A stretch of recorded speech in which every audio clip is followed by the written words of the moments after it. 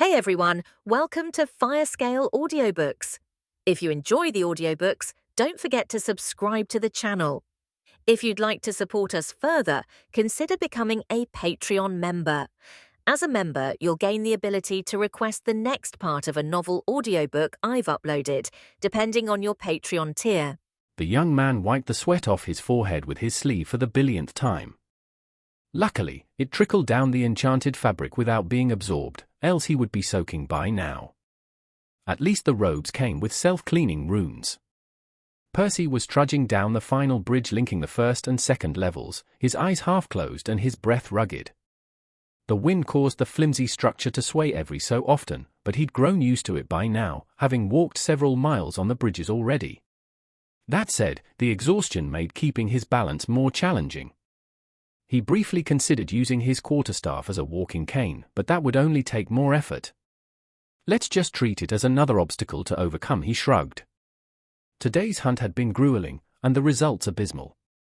He and Mickey had only managed to kill 14 wasps in total, averaging less than 1 per hour. Evidently, the starry workers were on a whole different level than the drones, both literally and metaphorically. Finding them wasn't that hard. If anything, their larger size made them spottable from further away, but they were slightly less abundant than their weaker relatives, so it worked out about the same. Killing them was a different story, however. The best strategy they had come up with involved Mickey distracting the wasps while Percy fired parting gifts, praying they landed. Despite reducing the size and increasing the quantity of the projectiles, launching 3 smaller daggers with each shot, hitting the beasts came down to sheer luck. He also had to take extra care not to hit his own familiar with the deadly spell, complicating things further. Another issue was that he couldn't keep circulation active all day. Everything had progressed relatively smoothly during the morning, but it all went downhill once he grew too tired to use the technique in the afternoon. The final nail in the coffin was that he had only harvested 12 of the 14 glands, as they had accidentally ruined a couple while fighting the creatures. We made even less nectar than on the ground floor. Percy frowned. Although he had only tested it for a couple of hours, he had estimated they could reliably hunt around 40 drones per day, which would get them about 200 drops of nectar. Today, they had only earned about 180 from the workers. But there's more room for improvement here. The difficulty in killing the red variants was non-existent, so the only issue was finding them. Perhaps they could get better at that after learning the ropes, but they would still be capped by how fast they could travel. Meanwhile, there was more at play on the second level. There, they could also work on their combat ability and teamwork to increase their gains. Let's give it a couple of weeks. If we don't improve much, we can consider downgrading. Soon, he reached the gate, waving at the guards who returned the gesture. Entering the settlement, he headed straight towards Freddy's spot, craving another honey roll. However, he paused upon seeing another new stand that had popped up at some point. This wasn't here last night. Of course, the roads inside the guild's camp were filled with all sorts of stalls with people bartering and trading. Not all were open this late, but plenty still were. That said, there was a reason why this one caught his eye. Percy recognized the owner.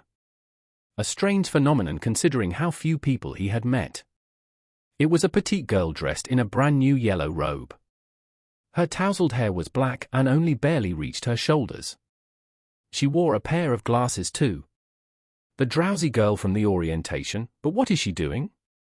True to the nickname he had given her, she was resting face down on the counter once more. Right next to her, there was a translucent jar with 5 red coins. She clearly hadn't spent any of her allowance yet, nor had she made any effort to earn more. She seems to be serious about not hunting or brewing. Percy shook his head. Next, he glanced down at a hastily made sign she had nailed on the stand. Buying information on the 3rd level. The handwriting was sloppy too. Percy's jaw dropped at the sight. She wanted to buy information with her measly 5 points. What for? If she had no intention of venturing out, then how would it help her? Also, what if people lied to her? She'd just be wasting her money. It's none of my business anyway. I'm sure she'll wise up in a couple of days. Besides, losing a handful of points isn't a big deal. Ignoring her, he continued to Freddy's stall. "Hey Percy! Any luck out there?" the plump guy asked with a smile. "Not really. I only managed to kill 7 workers today," he replied, halving the number to hide Mickey's involvement. "That's quite good for your first proper hunt. A bit better than average, too." Freddy nodded. "Really? I thought it was on the lower side." Percy raised an eyebrow. "Most people find the best level to hunt at is the one matching their grade. Locating and killing the wasps can be tricky, so newcomers usually average about 5 glands per day. If you have a suitable affinity and with some experience, you can get to 20. Percy frowned. This arrangement would work well for people at yellow. After all, 20 kills on the 3rd level would get them 900 contribution points, which was more than double what they needed. However, this wouldn't cut it for him. Even if he and Mickey improved enough to hunt 20 workers each, they'd only get 600 points, still short of his 2nd dose. Let's not get ahead of myself. For now, I should focus on earning the 1st dose before I run out of elixirs. After that, I can look into alchemy to make the difference. He thanked Freddy for the information and the food before leaving. Just 2 blocks from his house, however, he was rudely shoved aside by a passerby. The hell? The guy didn't bother apologizing or even glancing back. He kept walking next to another person, the 2 seemingly locked in a heated conversation. "Nobody mentioned these fucking things would be so hard to find," the first guy yelled. "At least your fire magic is among the best for the job," the other replied. "Do you have any idea how annoying it is to toss stones at them until they hit?" Both wore yellow robes, and Percy recognized the second guy, the one who hadn't pushed him. He'd also been in his orientation. "I guess I'm not the only one having trouble with this." Percy smiled wryly. Of course, these people were much closer to their own targets. They were earning more and needed less. Still, knowing he wasn't alone struggling was a little reassuring. Reaching his house, he took a shower before sitting on his bed. Next, he drank another dose of the elixir, noting he only had 16 vials left. Adding in the ones he could buy with his current income, he calculated they'd last him a month. "We need to kill 27 workers per day so that I can sustain 1 core. That should be my current goal. I have to get there in a month." Having made his mind up, he activated soul vision, examining the state of his soul. It's not all bad. The corner of his lips curled up. Despite their subpar performance, the soul mana Mickey had gathered from the wasps had done wonders for Percy's recovery. The crater in his chest had visibly shrunk some more. There was still some distance to cover, but his healing speed would increase too as they raised their hunting efficiency. "I can probably generate enough mana to feed my first core diluted elixirs already. At this rate, I'll be able to resume sending clones soon." Not only that, but honing his combat skills was a noteworthy benefit in and of itself. Percy would have sought out an environment like the Fungal Spire to train in, even if his advancement wasn't dependent on it. At the end of the day, adapting his fighting style to his nimble opponents was a welcome challenge. "Let's see if I can come up with a couple new spells for this. I'm jumping in." Hearing the warning, the crow changed direction at the last second, briefly confusing the wasp. Percy dashed towards it, swinging down his staff. Still, the agile bug caught on quickly enough, dodging the telegraph blow, before lunging forward to deliver a hit of its own. The young man flicked his hand, parrying the stinger. Bending dangerously, the scion weapon appeared about to snap. Percy understood by now that a quarterstaff wasn't great against the creatures. Coming up with a better use for his pure mana was definitely something on his to-do list. That said, this wasn't his focus right now. He stabbed forward with his other hand, the silver point just barely missing the wasp. "Fuck! I almost got it," he groaned. The insect was about to counterattack, but Mickey dove towards it, nearly clipping its membranous wings with his talons, engaging it into a new round. Activating soul vision, the young man looked at his new weapon again. Its shape hadn't changed much, but it was twice as long as before. Perhaps it resembled a rapier more than it did a dagger by now. Over the last couple of days, Percy had thought about the greatest shortcomings in his offensive capabilities. While the parting gift packed quite a punch, it was frankly overkill in most situations. The difficulty in landing it coupled with the long preparation time meant he left himself defenseless for much of the fight. If he didn't have a second core to rely on, he would have probably died already. Even if he had found another way to escape from Rick's group, the starry workers would have stabbed him full of holes by now. Consequently, he had come up with two possible solutions. The first was to continue increasing the number of projectiles he could shoot at once. If he gave his spell a wider spread, he'd be able to hit the wasps more frequently. However, it would still leave him powerless between shots. That's why he'd gone with the second solution instead. His current plan was to devise a close combat variant of the parting gift. It wouldn't dissipate after each strike, so his opponents would think twice before approaching, or pay the price. Although, it's not perfect either, he frowned. While it would keep the bugs at bay, making him safer, it wouldn't help him land the hits. If anything, it would make it even harder. That said, he reasoned he could amend that with more practice. The soul constructs were weightless, so he could swing them faster than any corporeal weapon. As long as he worked on his timing, he'd be able to slay the starry workers with some well-executed counterattacks. Perhaps a rapier isn't the best shape though. Due to the extreme lethality of his soul mana, he only needed to nick a corner of the bug souls to defeat them. Even if the first strike didn't kill them, it would stop them in their tracks long enough for him to finish the job. Consequently, a slashing weapon might be more useful than a stabbing one. It wasn't piercing power he lacked. Should I go for a hatchet or cutlass? He didn't like the idea of the former as he'd have to waste a lot of mana on the handle. The latter sounded better, but he'd still prefer something with a wider blade. Something the wasps couldn't evade so easily. What if I bend the edge a little too? Core! Mickey complained, snapping him out of his thoughts. Right. I'm going back in. He quickly summoned his weapons, but one looked different. As before, the scuffle ended without success, the wasp dodging the modified spell effortlessly. However, he didn't let it get to him, as he knew realizing his new idea would take a couple more days. Percy grinned, beginning to reform the blade once more, adjusting the shape again. You bastards are in for a nasty surprise. Asterisk. He took a deep breath as the cyan line shone underneath his skin. Over the past week, Percy had focused on adapting his parting gift rather than killing as many wasps as possible. Logically, this should have caused their daily gains to drop even more, yet it hadn't. Without realizing, the young man had grown better at maintaining circulation. This had allowed him to fight in his top form for a couple hours longer per day.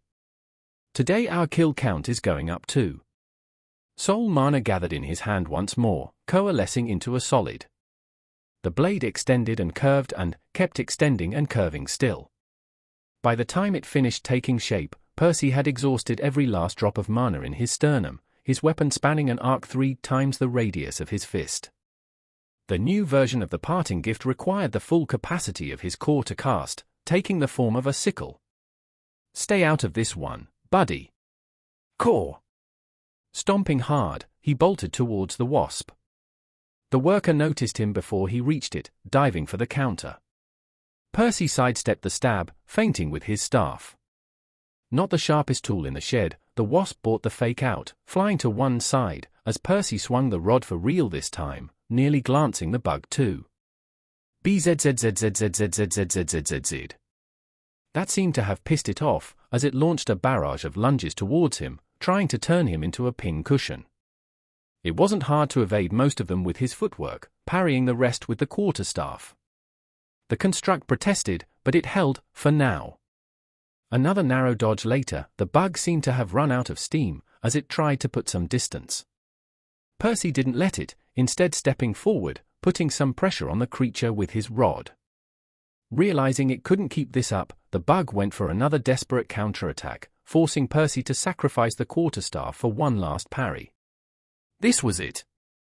The attack left the bug staggered. Having anticipated it, Percy's left hand was already on its way to the wasp side. It tried to pull back diagonally, but he only had to let the weapon travel a few inches horizontally before releasing his grip, letting the sickle spin as it flew towards the creature. The slash didn't make a sound, but the young man didn't miss the bug's silvery soul being cleanly bisected through his soul vision. Percy allowed what remained of his staff to crumble away, but he didn't move. The lifeless carcass of the starry worker crashed on the cap of the giant mushroom, one of its wings nearly snapping as it bent in a weird angle. "It's done," he stared at it in disbelief. He wasn't even out of breath yet. The fight had only lasted a few minutes.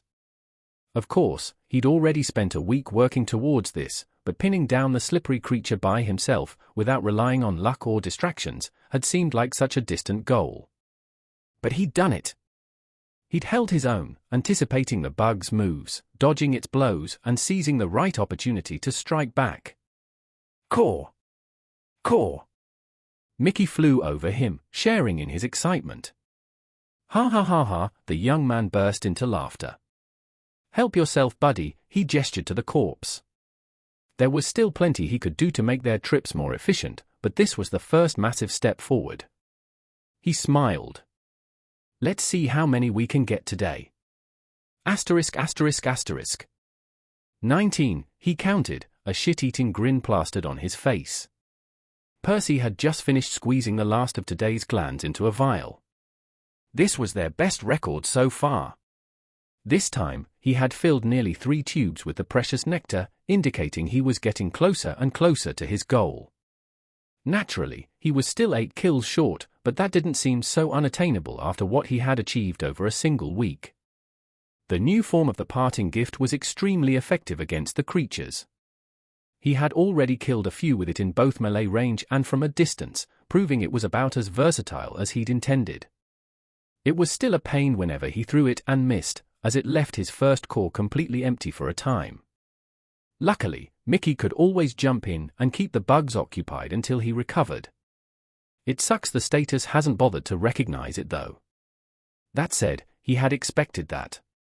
The new variant wasn't sufficiently different from the original to be listed as a new spell, and neither was it profound enough to be elevated to a refined classification. Although, I suppose it doesn't matter what it's called. Percy shrugged. "Tomorrow I'll work on a replacement for the quarterstaff." The atmosphere was somber as the crowd of hundreds stood outside, clad in black robes. A deep silence might have been more appropriate for the occasion, but nobody had let the crickets know to stop chirping, or the birds to avoid carelessly flying over the garden. Perhaps, the sky should have looked gloomier too, but Remia's sun still shone brightly, oblivious to the bitter sobs of the grieving mother, and the occasional crackles of firewood snapping in the pyre. Archibald let out a turbid breath, held inside for a touch too long, as he watched Serena, his daughter-in-law, scatter her son's ashes in the wind. Fortunately, Abalak was not here to mourn the boy, having died in the tragedy years ago, along with the other Redborns. Truth be told, Archibald had a personal preference for burials over cremations. The idea of having a grave to visit, a way to keep the deceased always close, just sounded better. In fact, many of the younger families still performed them to this day. Sadly, this wasn't an option for the older ones, like the Avalon House, who had bid farewell to thousands of members over their millennia-long history. If they buried everyone, their mansion would be little more than an island amidst a sea of graves by now. No, the Avalons wouldn't get a grave. They'd all have to settle for a few words in a book, listing their relationships and achievements. The Yellowborns who lived the longest would get a full page. Some, like Archibald himself, might even get a couple. As for the Redborns and Orangeborns who died young, they'd have to make do with a paragraph. Was I wrong? It was precisely because things like this kept happening that he had maintained his distance from the family. He had to be a leader. Could he afford to break down every time he lost somebody? Putting his own emotions aside was what was best for everyone. If anything, it helped reduce losses such as today's. Little good it did Elaine though. Archibald's interactions with Percy had made him reconsider his stance. Perhaps, his role as the cold patriarch of the family served their house well, for the majority of people, but what about those few who received the short end of the stick? If Elaine had been destined to die young, hadn't he deserved a grandpa in his short life? Heck, didn't I deserve to know my grandson before he was gone? Elaine walked over, breaking him out of his thoughts. Her expression was downtrodden. She hadn't spoken a word since Enid helped her back a few days ago, carrying a sack with Elaine's remains in the other hand. She must be blaming herself. He placed his hand on her shoulder, squeezing it gently. By all accounts, this could still be considered a positive outcome for the family. Elaine, the only yellowborn in the team, had not only survived, but returned home with a new refined spell. In fact, the pragmatic leader in him should have been overjoyed. Perhaps they should even be celebrating rather than mourning. Yet the mere thought made his stomach churn. Grandpa! Where is Percy? I haven't seen him since I got back. A lump got stuck in Archibald's throat. Breaking more bad news to the girl was the last thing he wanted. He left a few weeks ago. He should be in the Alchemist's Guild by now. What? Why? He didn't even say goodbye, she exclaimed, only catching herself a moment later after seeing the others giving her weird looks. What happened? She whispered a moment later. The boy probably grew a conscience, another voice interjected. A gallant man approached them, the air around him crackling with power as he stopped just a meter away. What's that supposed to mean? Elaine scowled at him. It means you and father have already spoiled that Redborn for long enough. It's best he tries to pay his own way in the world. He'll fail, of course, but that ought to teach him that precious resources aren't meant for his ilk. Galahad replied in a casual tone, his words sharp like knives. But he wasn't done. My only worry is that he'll embarrass our house in the eyes of others, but I suppose that's a small price to pay to stop pouring elixirs down the drain. The girl looked ready to snap at her uncle, but Archibald squeezed her shoulder a bit more firmly to stop her. That's enough, son. This is not the time or the place to be bad-mouthing anyone, let alone your nephew. Besides, I think you might be surprised the next time you meet Percy. He didn't like Galahad's callousness, but it would be hypocritical of him to get angry. After all, he was the one who had molded his son into this, preparing him into a future leader of the house. Strictly speaking, Galahad simply embodied the principles he had taught, nothing more, nothing less.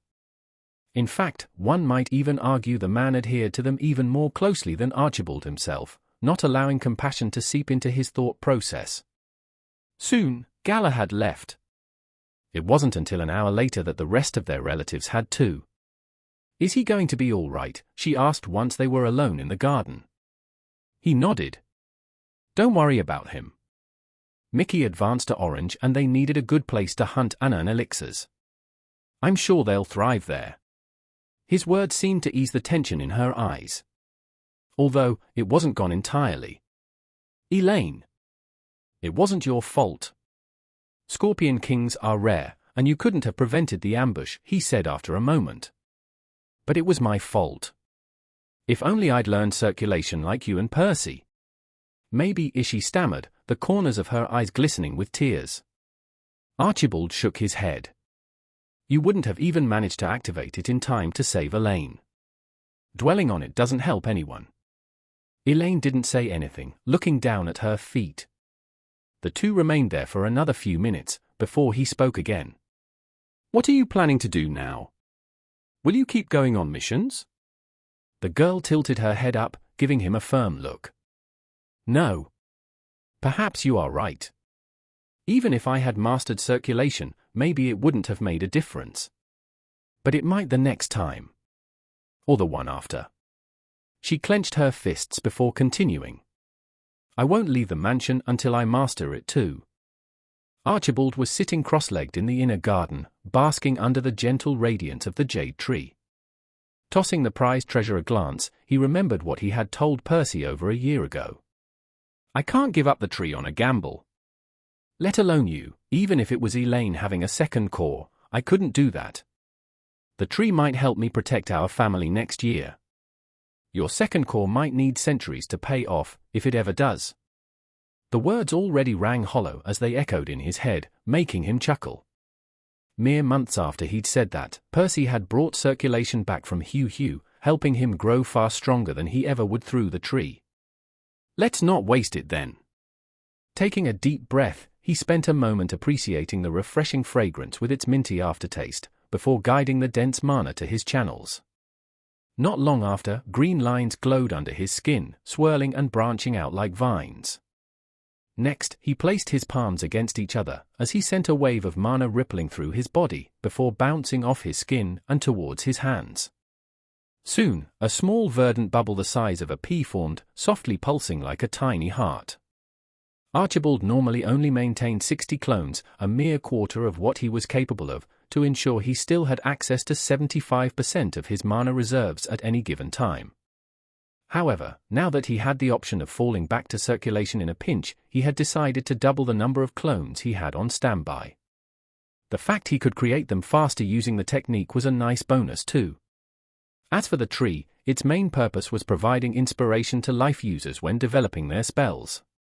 Archibald already possessed a top-tier secret art combining his magic and his bloodline, but with circulation and twice as many clones, he was aiming to improve upon it. You kids won't be the only ones getting stronger. Whatever happened, he was the patriarch of the family. He'd keep them all safe at any cost. As for the next poor fool who decided to mess with them, he was in for a nasty surprise. The thing about quarterstaffs was they were two-handed weapons. Suffice to say, dual-wielding one with a sickle was more than a little awkward. Detrimental even, as it got in Percy's way more often than not, preventing him from landing sure blows with his deadlier tool. Of course, he couldn't help it either. He had considered simply not using it, but the parting gift couldn't block incoming attacks, so the flimsy rod was essentially his only defense against the venomous stingers of the starry workers. Although he was currently working on changing that. I'm not going to bother with a different weapon. The reason he'd even created it to begin with was Mickey's influence still fresh on his mind after Hugh, coupled with his first core being unavailable for a long time. The staff had been his only means of attack back then, and it had served him well against the wood goblins. However, his fighting style was still rough around the edges, pieced together out of whatever scraps he could recall from his friend's demonstration. His lacking pair of limbs didn't help much either.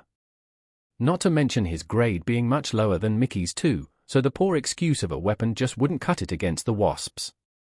He reasoned it might be worth revisiting the quarterstaff in the future, after his second core advanced to orange, but for now he'd rather retire it. This time, let's go with something purely defensive.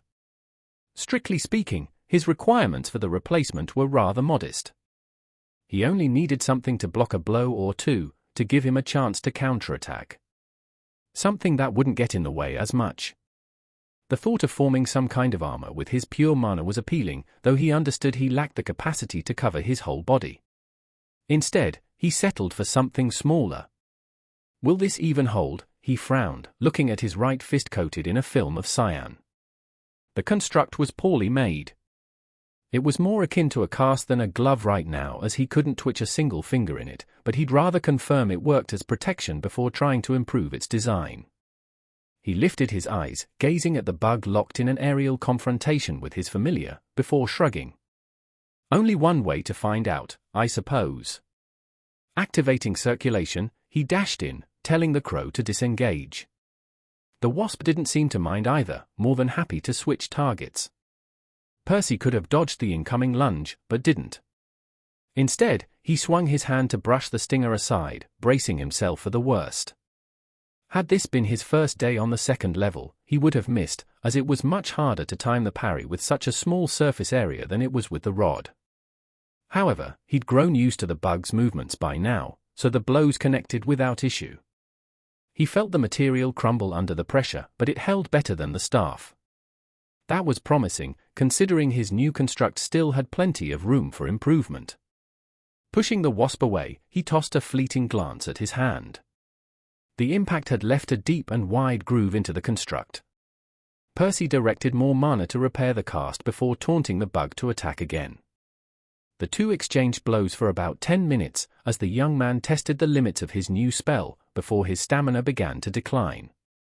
Only then did he finally seize the next opening, finishing the bug with his sickle. He gestured Mickey to enjoy his meal, before plopping down on the mushroom's cap, analyzing what he'd learned. I don't think it's safe to block a direct stab with it, but brushing the stingers from the side is more than doable. The cast lasted a couple of blows before it came close to shattering. It was only when Percy had pushed for a third in a row without fixing it that he'd risked getting injured. It cost less mana to form and repair, plus it let him use the sickle better too. It's definitely worth working on it, but it's going to take a while to perfect.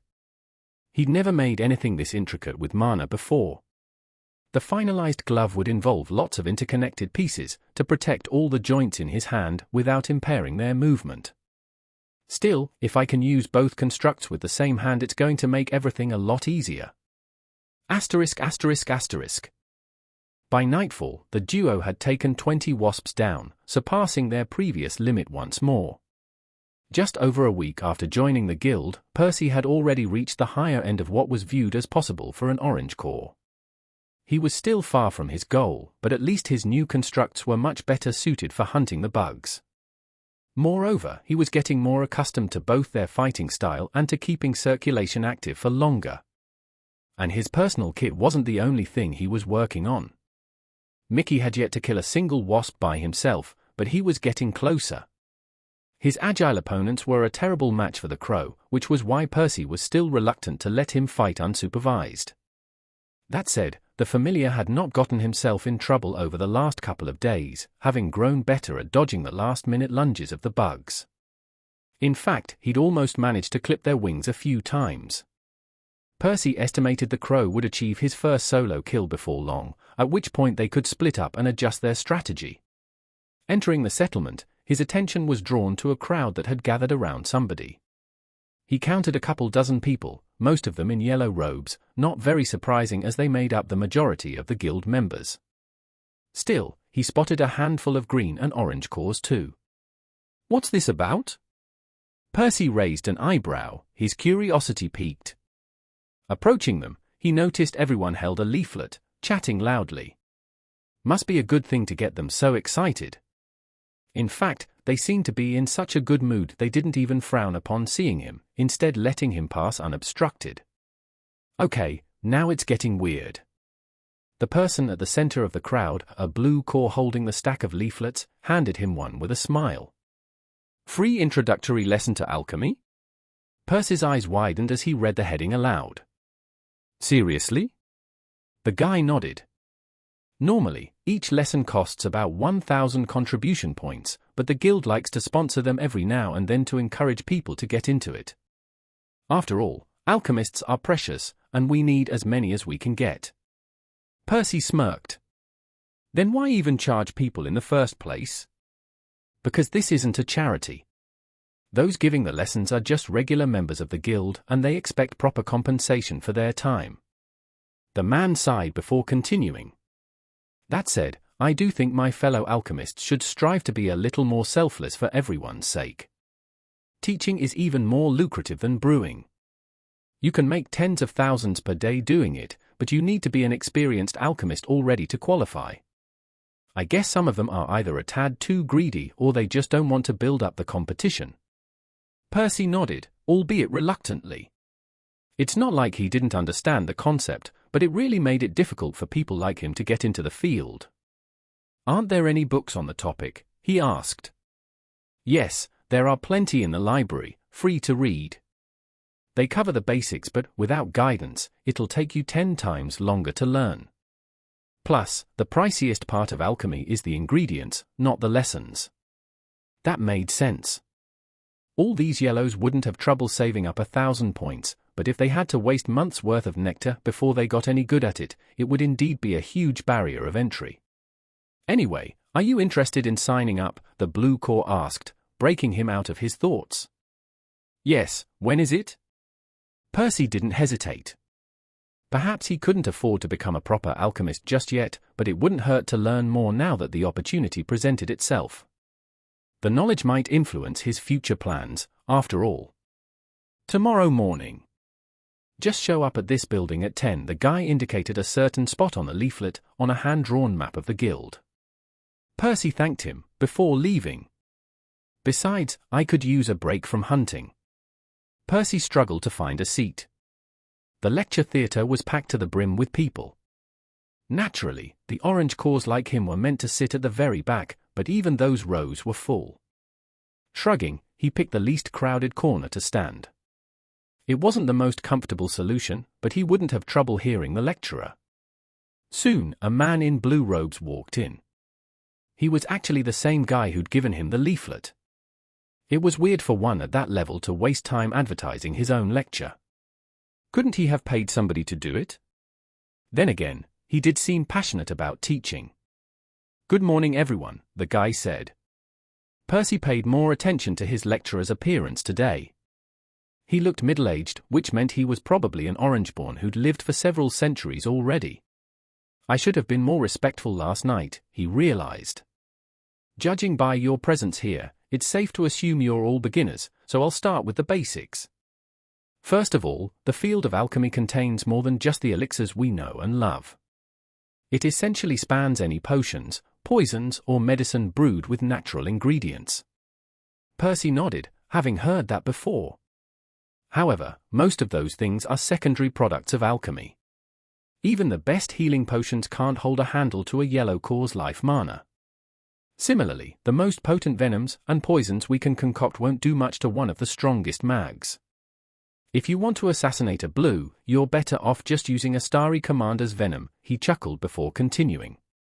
And if you're above orange, you're unlikely to get sick, meaning even medicine isn't particularly useful. The room broke into some chatter. "I know what you're all thinking, if these things are so ineffective, then why would anybody bother?" And you're not wrong. While there is a place for these products in any noble family's warehouse, they are but secondary pursuits for bored alchemists with too much money and time in their hands. I would advise you to not bother with them for now. Consequently, we aren't interested in anything but elixirs during this lecture. The young man shrugged. Hearing that alchemy was so underdeveloped on Remia was a little sad, but this arrangement suited him just fine.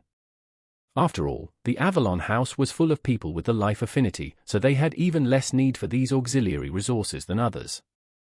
Although, I suppose they'd still be somewhat useful for me due to my lower grade. In any case, the first thing you need to understand about elixirs is how they work. Does anyone know? A brave girl in a yellow robe raised her hand. They break down the impurities in our cores over time, allowing them to reform at a higher grade. The lecturer smiled. This was indeed common knowledge. Yes. The elixirs owe this miraculous property to their main ingredient, the nectar you've all probably come across by now. But can somebody tell me what that is? This time, nobody answered. Everyone in the room had likely hunted the wasps before, yet nobody seemed to understand what exactly made them so special. Wait, the wasps, don't tell me. Simply put, the nectar is the only known example of beast mana capable of existing for an extended period of time outside a beast's body. People have tried to make elixirs out of beast cores, but nobody has ever succeeded. At least, not on Remia. Sharp breaths were drawn across the room. It was well understood that beasts refined their cores naturally by eating, without needing any external resources. Evidently, this was because they already possessed the main ingredient of the elixirs within their very cores. As it turned out, alchemists did nothing more than imitate them, harnessing their ability for humanity's sake. Sir, if that's true, then how do other races advance their grades? Are there starry wasps on every world? Somebody asked. That's an excellent question. I'm not a member of the Divine Order, so what I can say with certainty on the topic is rather limited. Still, as far as I know, starry wasps are native to Remia, the lecturer replied. Then how? Another person asked.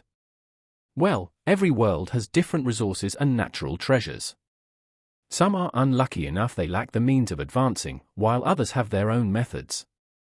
I'd wager most of those methods involve an alternative source of beast mana, however. This explanation made another thing click in Percy's mind. So that's why the fungal spire is considered so important. It's our only practical means of advancement, and there are races who don't even have something similar. The young man developed some newfound appreciation for the colossal mushrooms above their heads. Okay, so now that we've established that, the question is, how do we process the nectar into elixir? The lecturer asked. I've heard there are multiple recipes, somebody said. The alchemist nodded. Indeed, while the nectar is irreplaceable, all the other ingredients have several alternatives, with similar functions.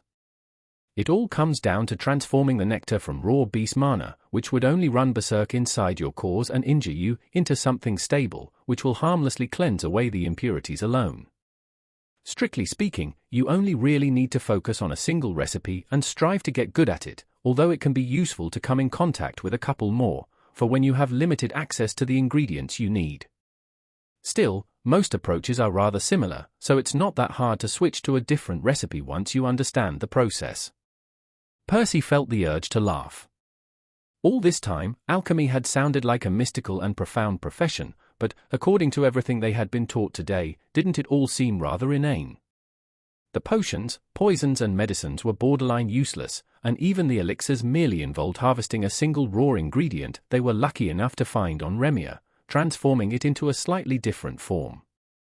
If the fungal spire was destroyed, wouldn't that leave all the alchemists without a job overnight? But he shook his head. Obviously, the actual brewing process must be complicated, or it wouldn't be so hard to do it. The lecturer's next words confirmed that. There is one reliable metric that can be used to define an alchemist's skill, their brewing yield. Simply put, this is just a percentage indicating how many drops of elixir they can produce out of 100 drops of nectar. Percy ran the calculation in his head. As far as he could tell, the finished product was 4 times as expensive. Some of you seem to have mathed it out already. Indeed, the turning point that qualifies somebody into a full-fledged alchemist is a 25% yield. That's the cutoff where you stop losing money as you brew. The most talented and experienced alchemists in the guild can boast of yields as high as 56%. For anyone wondering, my personal best is only at 44%. The young man had to swallow his saliva to avoid drooling. Didn't that mean their lecturer nearly doubled his money every time he brewed a batch? It's still a time-consuming process, so there's a limit to how much elixir we can brew per day. Our output is still lower than the input and also lower than Remius needs, which is why we need more alchemists in the guild. If we could convert all the available nectar with a 45% yield, we might have enough for everyone on Remia, including the Redborns. Now, this bit of information was even more shocking to Percy. His whole life, he'd suffered from his low grade, preventing him from advancing as fast as others. If it hadn't been for this shortage, he would have reached Orange 5 years sooner. And the lecturer claimed it could all be solved if they'd just bothered to train a few more alchemists. Then, why the fuck don't you? Percy struggled to keep his thoughts to himself. The lecturer sighed. Despite what my idealistic words might suggest, this is easier said than done.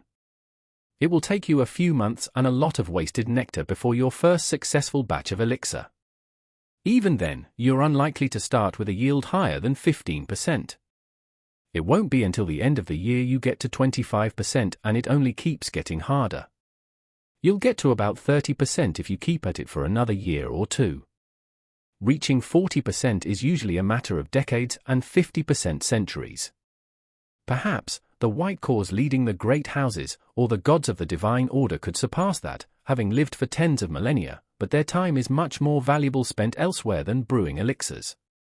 The new influx of information did calm Percy down. Evidently, they'd need to train an army of blue-cord alchemists for centuries to provide for everyone. And for what? Just so that Redborns like him would get elixirs? They still wouldn't live past yellow. It wasn't worth the time. But he'd heard another thing of interest. A 30% yield was a realistic goal after a couple of years. That was already enough to make a profit. As soon as I can sustain one core, I'll start siphoning the excess time and points into alchemy. It was early afternoon by the time the alchemist's lecture ended. Advertised as a mere introduction, it didn't really delve into the topic too deeply. After explaining the basic concepts, the guy talked about a few of the most popular recipes, giving them an overview of how the secondary ingredients worked and what tools they needed to use. Percy did feel some anticipation. Not only due to the stacks of contribution points waiting at the other end of his alchemical journey, but also because the whole thing seemed fun. The idea of playing around with magic juices and challenging himself to increase his yield sounded like something he would enjoy. Still, he had to rein in his excitement until he raised the funds to actually dip his toes into the field. Better get back to hunting then. Half the day was gone, but that was no excuse to slack for the rest of it. Core. Apparently, Mickey agreed, as he'd been urging him for some time. I know. I'm on the way already. Nearing the gate, he saw the drowsy girl's stand was still there, over a week after he first spotted it. The owner was too, sleeping on the counter as usual. Has she not given up yet? I can't tell if she's the laziest or the most persistent person I know. Probably both.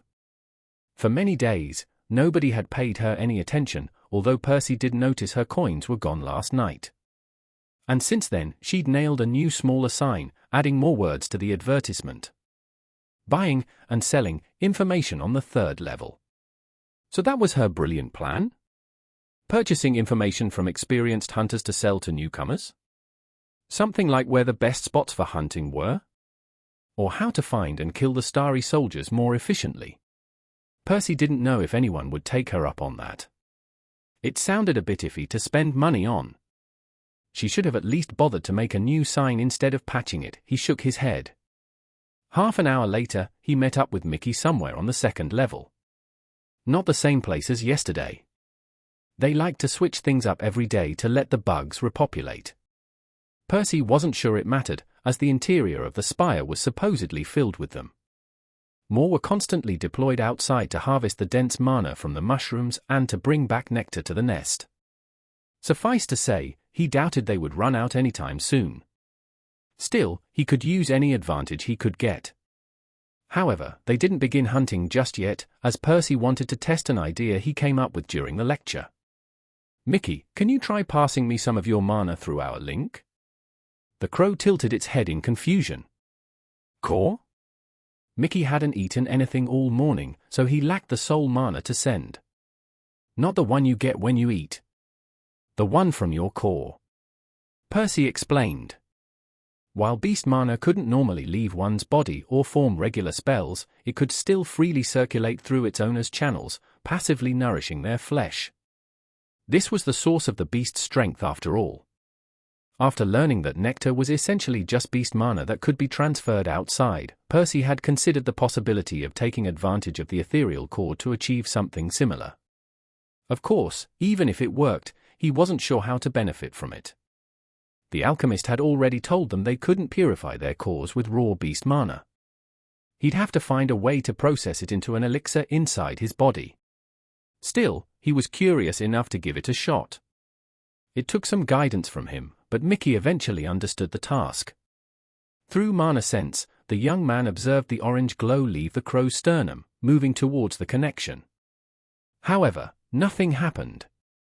It just accumulated there with nowhere to go. Unsure whether Mickey had done something wrong or if this was just a peculiarity of the beast mana, Percy next tested whether he could send his own mana to the familiar. Transferring a trickle of soul mana worked, confirming the ethereal cord was a two-way connection, but it didn't accept any of his pure mana either. I suppose it makes sense. It's linking our souls together, so why would it allow any other type to pass? He shrugged, not too disheartened. Core. Mickey was getting more impatient, sending him an image of a starry worker he'd just spotted. Percy activated circulation, before gathering the cyan mana into his right hand, resuming work on his new project. Today, he'd focus on forming the glove with an open hand, increasing its surface area. As soon as everything was in order, he engaged the worker, testing his spell's durability as he looked for an opening to finish the creature.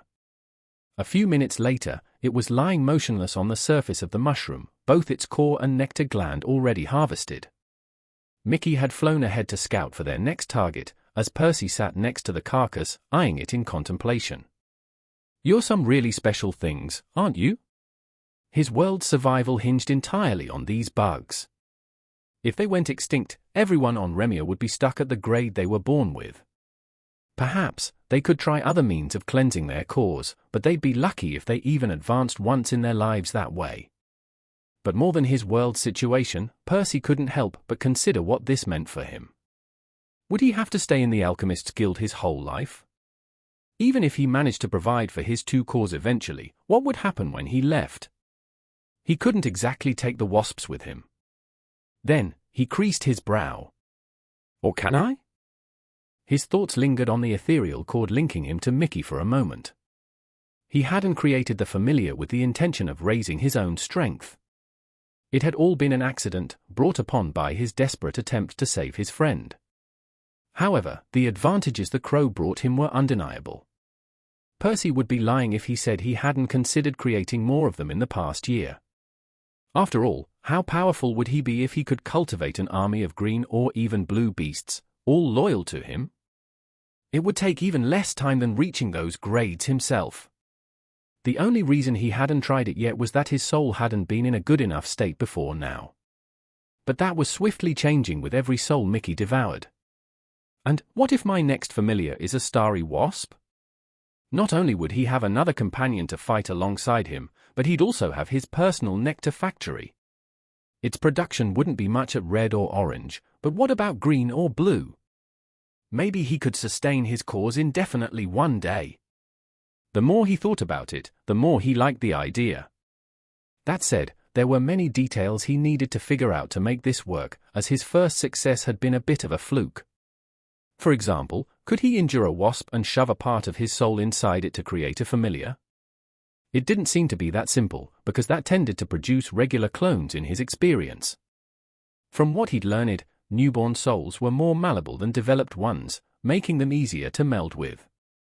That's why the Moirai baby had not given him as much trouble as Mickey had, and why the crow chick had proven a suitable host for his familiar.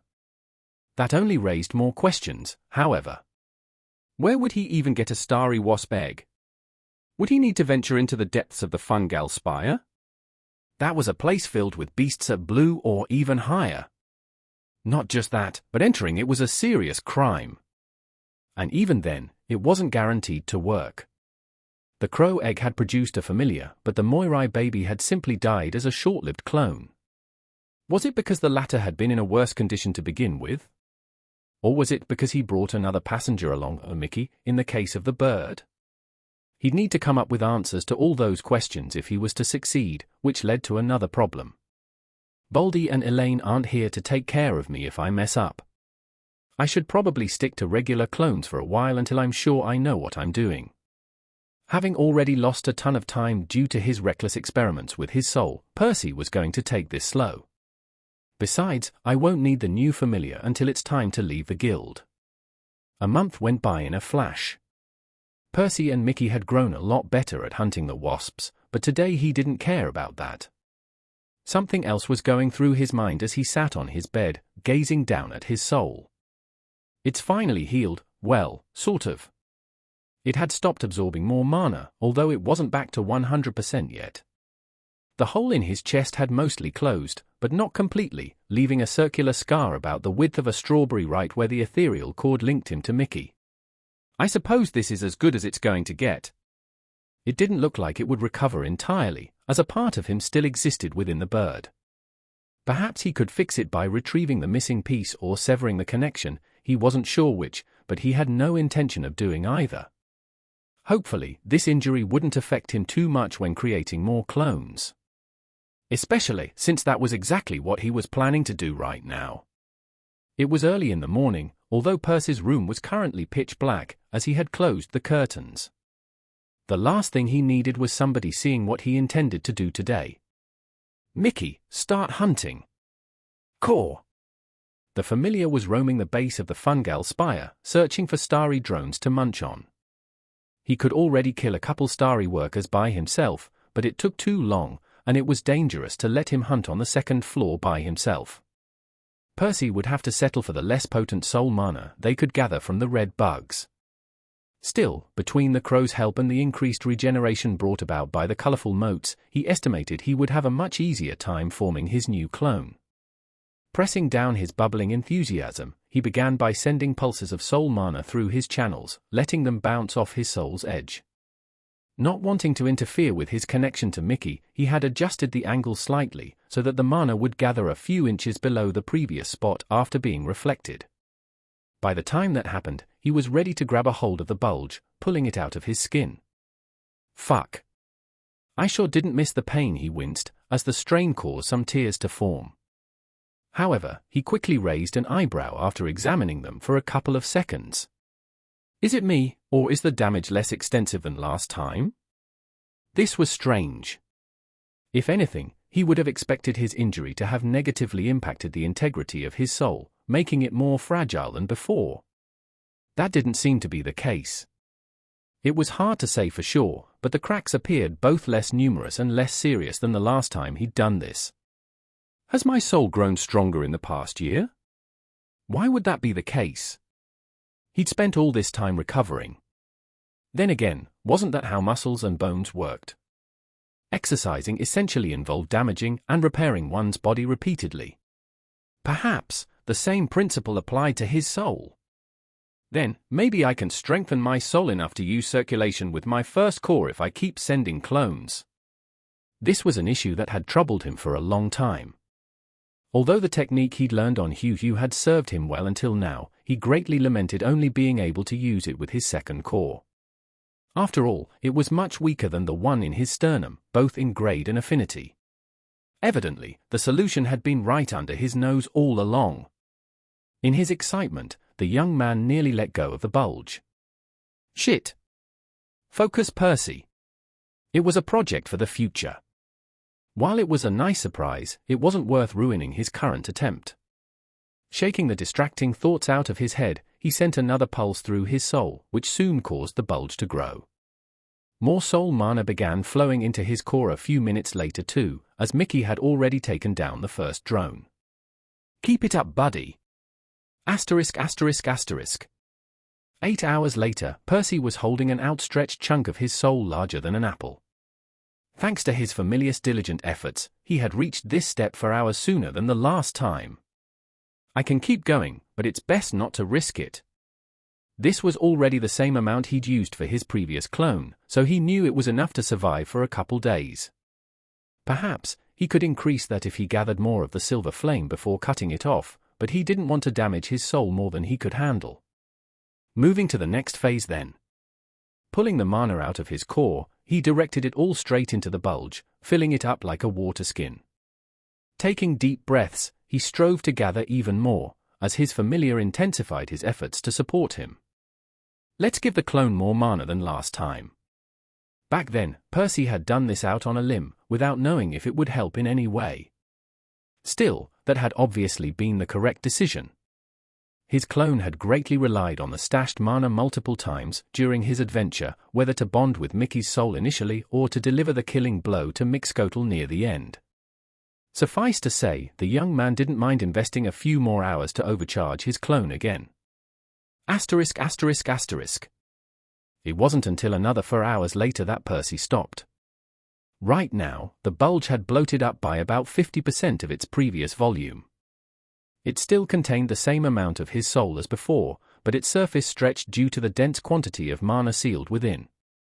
The young man briefly considered pushing some more into it, but at this rate he might cause the clone to burst before he even sent it out. Plus, the mana was already slowly leaking, as his willpower was scarcely sufficient to keep it contained. It actually resembles Baldy's clone somewhat. Unlike his previous attempt, the soul mana was so concentrated it was fully visible even to the naked eye, appearing like a silver bubble pulsing akin to a beating heart. This reassured Percy somewhat. All this time he'd been fumbling in the dark with his bloodline, mostly doing whatever he instinctively felt made sense. Still, the more his efforts looked like what his family did with their version, the more confidence he had that he was on the right track. Okay then. Now for the really painful part. After refilling his core one last time, he tossed another glance at his handiwork, nodding in appreciation. Then he stirred his bloodline, feeling the ghostly claw forming in his sternum. Please go where I want you to go. If it insisted on heading to the previous spot, it could harm his connection to the familiar. Percy focused all his willpower to direct it slightly lower, towards the thrumming bubble he had spent all day cultivating. Luckily, the ghostly claw didn't need much prodding either, as it gladly acquiesced, pouncing on the bulge like a cat would a mouse. Percy gritted his teeth in agony as all the tears in his soul widened. He held his breath, watching the ghostly claw clamp the soul and mana alike, twisting them and pulling them out of his body. And with an audible popping sound, accompanied by a violent shockwave rippling through his very existence, Percy felt his world tremble as the silver bubble was ripped out of his stomach, shooting off like a meteor. By the time his head sank into the pillow, his eyes had already closed shut. Asterisk asterisk asterisk. Or. Core. Core. Percy's eyes bolted open, a splitting headache making him dizzy. Fuck, I'm alive, was his first thought. Wait, no. That was supposed to be a good thing. CAW, the familiar called to him again. Percy could practically taste the palpable sense of panic oozing through their bond. The realization simultaneously gave him a fuzzy feeling at having somebody who cared, but also a pang of guilt in his chest. It's okay, buddy. I'm okay. I'm sorry I worried you.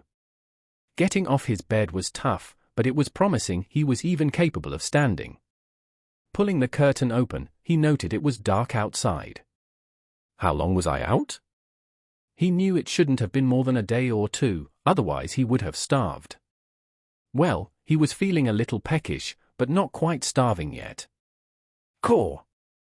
Mickey sent him an image of a single sunset, though no sunrise. It was still the same day. This was good. He couldn't afford to knock himself out for a week every time he sent out a new clone. Walking was a hassle, but he made his way to the door. He sure hoped Freddy was open, as he was too tired to cook, and he could use a honey roll right about now. Suddenly, he lost his balance, falling to his knees, his consciousness sucked right out of his body. One moment he was still in his room, the next he felt the wind press against him, colorful motes whizzing by from all directions. He was diving towards a bug, its carapace pitch black, with bright spots glistening all over the sleek chitin. A drone? I'm Mickey. They felt dizzy, banking towards the left.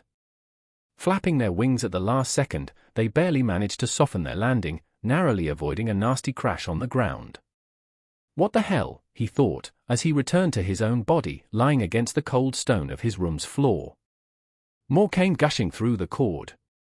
Images, feelings, memories, thoughts. He felt his familiar's confusion as his mind drifted back and forth between the bodies a couple more times. Are you doing this? He asked the bird once the situation seemed to stabilize. Core. The reply was strained. Mickey didn't seem to understand much more than he did. What was going on? What? Percy asked. Freddy gave him a concerned look. I said, are you sure you're okay? He repeated. The young man felt his mind slipping again, but he resisted the pull. Yeah, sorry. It's been a long day, he forced himself to say. It was only now he remembered he was holding a honey roll. Thank Phoebe, I haven't dropped it. Not that he was in the mood to eat, but it would have looked strange. He searched his pocket for some change, but his friend stopped him. It's on the house today. Just look after yourself, man. You're the only one I see who's hunting 18 hours a day, no breaks. Clearly, it's not sustainable. Percy nodded, thanking Freddy before leaving in a hurry. Going out in this state hadn't been his brightest idea. It wasn't until he got back home that he allowed himself to fall on the bed, leaving the snack on a table for later. Soon, another episode hit him, but he allowed himself to sink into Mickey's body this time. They were pecking the core out of the drone when he joined him. Percy had watched the bird hunt, as Mickey had inadvertently sent him the images. He'd nearly got stung too, having lost his concentration during what would have otherwise been a trivial kill. As the soul got digested in the familiar stomach, Percy's mind followed the soul mana back to his own body. He quickly forced it to his eyes, to see what the hell was going on with him. Nothing too weird there, he frowned. His soul didn't look much different from the time he went to Hugh. There was the small scar near his sternum, a grapefruit-sized crater above his stomach, and a bunch of cracks all over. Fewer than before too, due to his increased resilience. It's not due to excessive damage. This was different than even the time he'd woken up after creating the familiar. Rather than pain or weakness, it felt more like his sense of self was shaken. As if he had trouble remaining himself. Is it because I have two connections at the same time? This didn't bode well for his ambitious plan of forming an army of familiars. At this rate, he'd be lucky if he could keep sending out clones. Hopefully, the clone isn't affected. Asterisk asterisk asterisk. And there it was, the good old infinite nothingness he fondly remembered. Unlike the last clone, this one accepted his identity promptly, beginning the search for a body without delay. He knew this was one of the most critical parts of the journey. During his previous attempt, 3 weeks had passed on Remia, but he shouldn't have spent longer than a couple of days on Hugh. This could only mean one of two things. Either there was a huge mismatch in the flow of time from one world to another, or he had spent most of it in the space between them. Consequently, the faster he moved here the better. Retracing his actions, he allowed his senses to expand outwards, touching upon the sea of souls. Brushing over them without focusing too intently was a little tricky at first. Percy had grown rusty, having not done this in over a year, but he soon got a grip on it. Too powerful, too weak, too powerful again, too broken, too weak. He couldn't tell how long it took, but he eventually picked one he liked, reaching towards it without missing a beat. A moment later, he found himself lodged between the nooks and crannies of the dying soul. It was more cramped than last time, but that was a good thing. It meant his new host was in a better condition than Mickey had been in. And, having learned from his past experience, he was a lot more careful moving around, trying not to exert much pressure on the fragments before the new guy accepted him. "Hello? Anybody home?" No reply. Nothing verbal, at least. A sense of panic and pain assaulted him. Also, hunger, and cold, indescribable cold. Percy's very soul shivered. Did this person freeze to death? His host felt distant. They didn't seem aggressive, at least, they didn't push him away yet.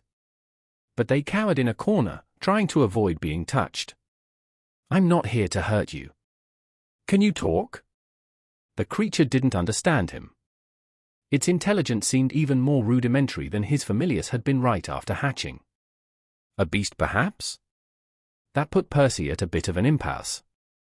He couldn't begin the process of patching up their souls into something workable unless his host opened up.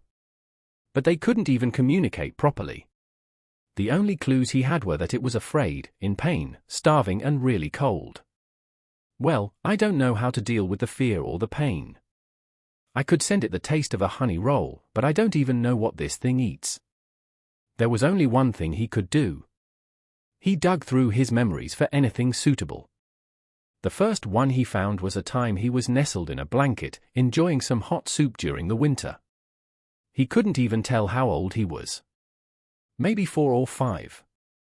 It was after his folks died, and the blanket was cozy, almost reminding him of his mother's hug. A weird thing to replace one's parents with, he knew, but he was willing to cut himself some slack. It wasn't like toddler Percy had anybody else in his life back then. He hadn't grown close to Elaine until later. "Does this work for you, pal? I'll help you find warmth like that too if you let me in." Suspicion. Percy counted it as progress. You'd only get suspicious about something you hoped was true. Well, not that it was true, of course. It was an empty promise. He had no idea if he could deliver. He'd try to make good on it if possible, but he wasn't going to cry if he ended up lying to the animal either. Better keep this last part to myself. At least, he was more in control of what he allowed to leak through the connection this time. The bond was more intrusive when he possessed something than it was with his familiar, but he'd still gained enough experience over the past year to filter his thoughts somewhat. A few more carefully picked memories, and some placating later, the creature opened up enough to let him move around without harming it. The hard part is over. His soul wisp expanded and twisted, stretching through the gaps and touching as many of the broken shards as possible. Only then did he unleash his sizable stash of soul mana, letting it do its thing. Like glue, the potent substance forged a bridge between the two entities as they came closer together than ever before. Memories flashed through Percy's mind, one after another. Hatching through an egg, a nest full of tiny gecko-like things, cannibalism, running away, hiding from giant shadows, scavenging for scraps, cold, shivering, freezing cold. Oh, and they were all monochrome. Great, because who needs colors? Percy tried opening his new eyes. They refused to budge. He wasn't sure if he was signaling the wrong muscles or if the problem lied elsewhere. Any help? Can you open our eyes? Silence. The beast was still in there somewhere, but it refused to come to the surface, happy to observe from the background. Okay, fine. Thanks for the body, I guess. Unable to figure out how to control this thing, he fell back to his status instead. Percival's clone. Mana cores. Mana core 1, orange, beast. Mana core 2, seed. Spells. Parting gift, crude. Grants access to your status. Incomplete, grants the seed of a second mana core. Requires potent life mana to germinate. Percy would have frowned if he could. Nothing special there. His clone didn't have a proper name this time, which frankly made sense. An orange core was decent. Not too high, but it could have been worse. Only his parting gift was listed under spells, because it was the only one he could currently use. The beast affinity and the incomplete second mana core were also expected. So, what do we do with you? There wasn't a question mark thingy to bring back to Remia, and he didn't think the lizard knew any profound techniques to teach. He also doubted it would make a good familiar, nor had he any intention of crippling himself again to try. Yeah. This one is definitely a lost cause. He'd thought the exact same thing on Hugh, only to be proven wrong. Still, he was willing to bet good money it was true this time. He could walk around, hoping to find something interesting, but he hadn't a clue how to even bring it back. Were there even any sentient races on this world? Maybe I can try finding a life source and learn what happens when a beast gets a second core. That sounded like a plan. It would be a good data point, so he'd know what to expect from Mickey. Not the most rewarding venture, but probably the best he could get out of the creature. Assuming this body is even capable of moving, that is. It didn't respond to any commands. He couldn't even hear his own heartbeat. Frustrated, he grew less gentle with it. Its owner didn't seem to care, so why should he? He willed any muscle to move. He tried to give himself a panic attack. Anything. A twitch. It wasn't much, but it was the first sign of feedback. Capitalizing on it, he redoubled his efforts, trying to expand on the sensation. Something cracked. More twitches followed. A muscle group. He could feel a limb unfold slowly. A foreleg, if he understood the lizard's physiology correctly. The cracking sounds intensified. Every time a joint moved, something broke. Are we frozen solid? It would certainly explain his host's aversion to cold and their impairment. Why didn't it hurt though? Were they numb? A couple frantic spasms later, Percy received his answer. He didn't get the chance to celebrate his newly freed limb before it began burning, as if on fire. Fuck. That didn't make him give up though. If anything, it was proof his efforts were paying off. He figured the pain would stop either when he froze completely again, or when he fully thawed. And the latter seemed preferable. He ignored the other limbs, focusing inwards. The sooner he jump-started their heart, the faster his torture would come to an end. Assuming we even have one at the usual spot. Fortunately, they did, as he found out a couple minutes later. Its beats were soft and infrequent.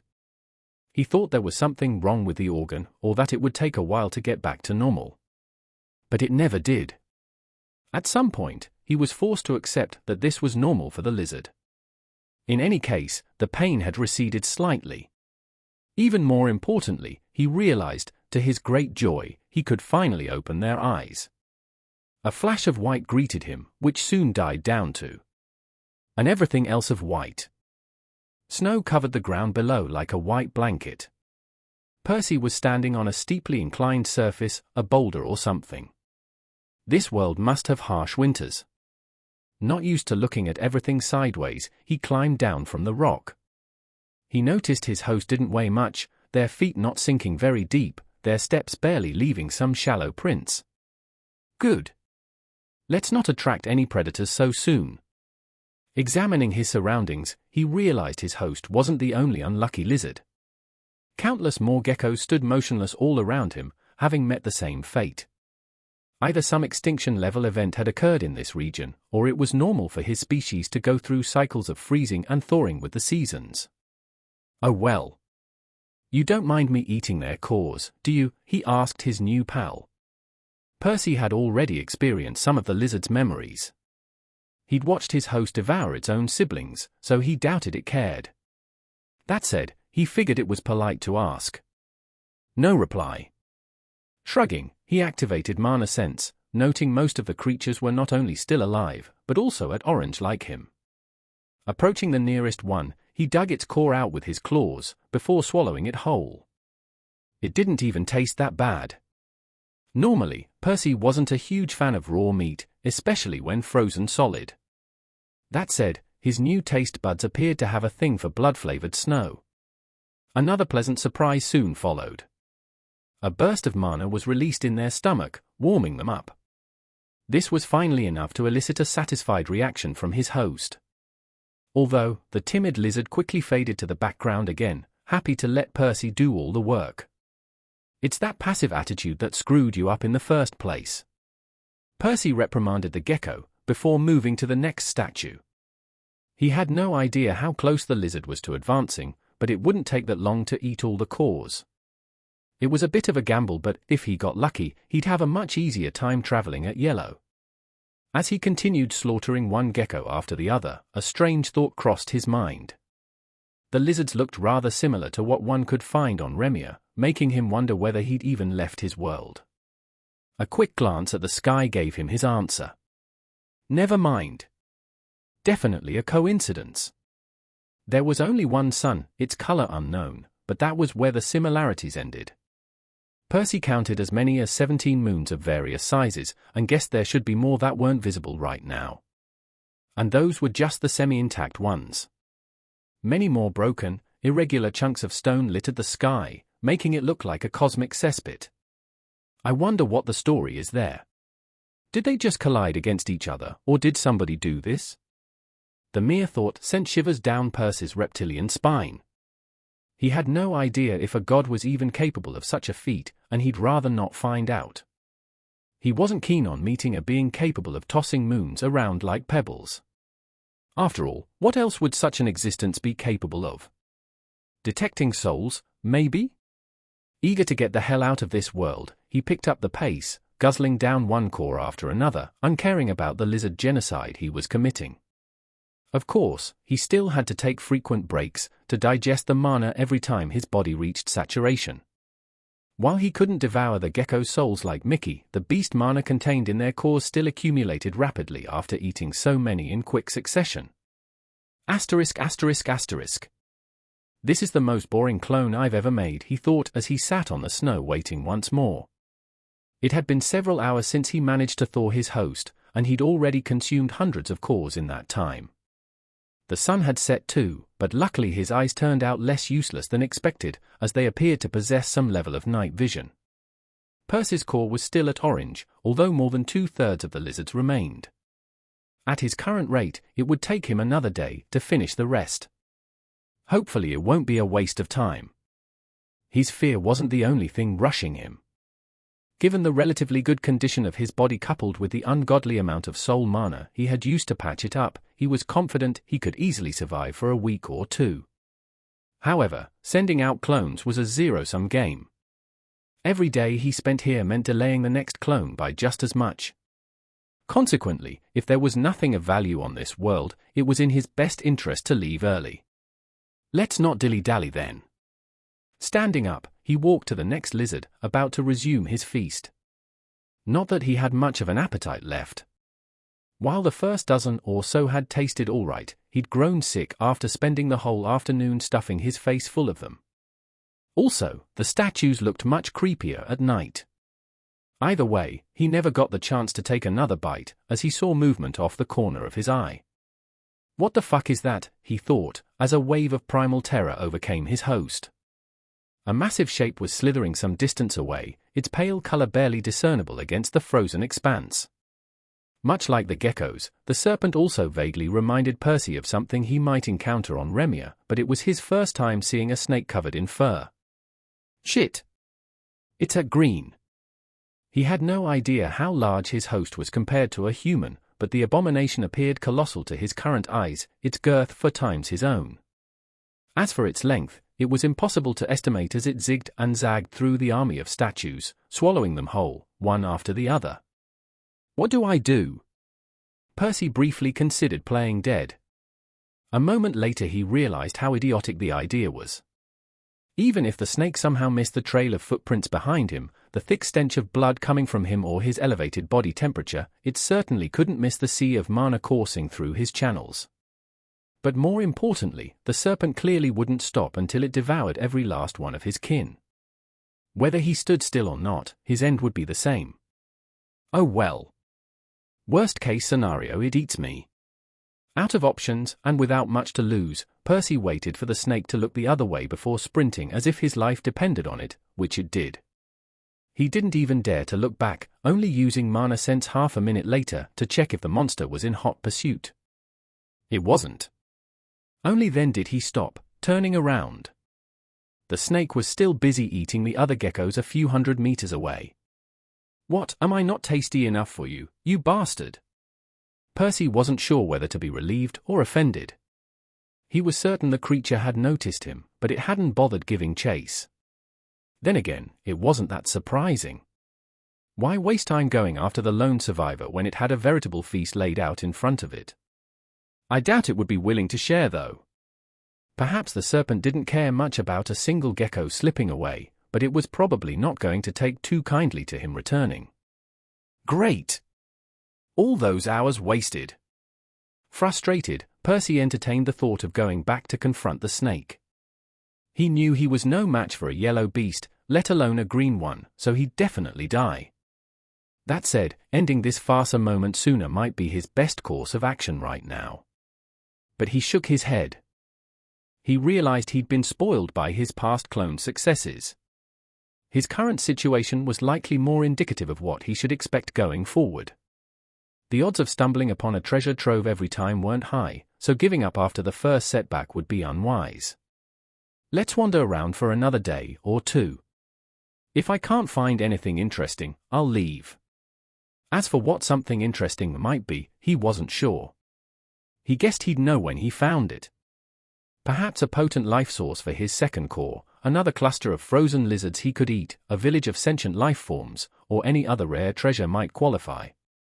Just as Percy made up his mind, a loud screech caused him to tilt his head up.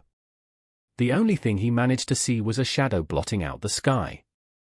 He didn't even get the chance to examine it with mana sense, before an elongated maw snapped shut around his head. At least it didn't hurt, the pain not yet registering, as his face rolled inside something slimy, before plunging into a pungent swamp. And with that, his vision faded to black, an irresistible force prying him out of the gecko's flesh, bringing his third adventure to an abrupt end. Worst clone ever. I'll be there in 10 minutes. Percy was running along a bridge, circulation active, with a wasp corpse the size of a fox slung over his shoulder. The stinger pointed forward, ensuring he wouldn't accidentally stab himself. Caw! The crow was flying at half its usual speed with another worker hot on its trail. 10 minutes later, they met up. Percy tossed the carapace in front of his familiar, before gathering both types of mana in his right hand, forming a cyan glove and a transparent sickle. He dashed towards the bird, who circled around him. Mickey dug into the corpse's sternum for its snack, as Percy engaged his pursuer. The fight was short. Percy dodged the first few stabs before a well-executed parry with his backhand doubled as a lethal counterattack, swiping the parting gift across the bug's torso. As soon as the second wasp died, he ignored it, letting Mickey deal with the corpse once he finished his current meal. Instead, Percy moved toward the third target, conveniently located on the same mushroom. A minute later, it met the same fate. Just in time too, as Mickey arrived at Percy's location, gently holding 2 glands in his talons. "How far to the next batch?" Percy asked while squeezing the nectar into a vial. "Core. Core." The bird showed him the locations of 3 more workers, the nearest over half an hour away, eliciting a groan from the young man. "Okay.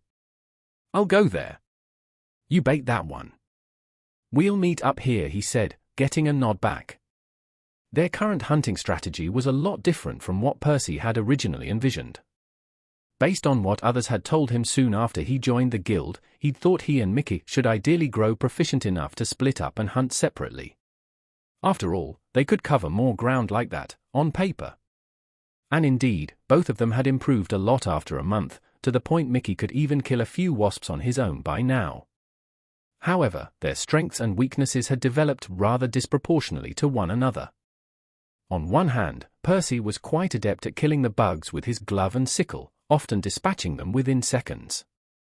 As much as his familiar had improved in this department, he doubted it would get as good as him anytime soon.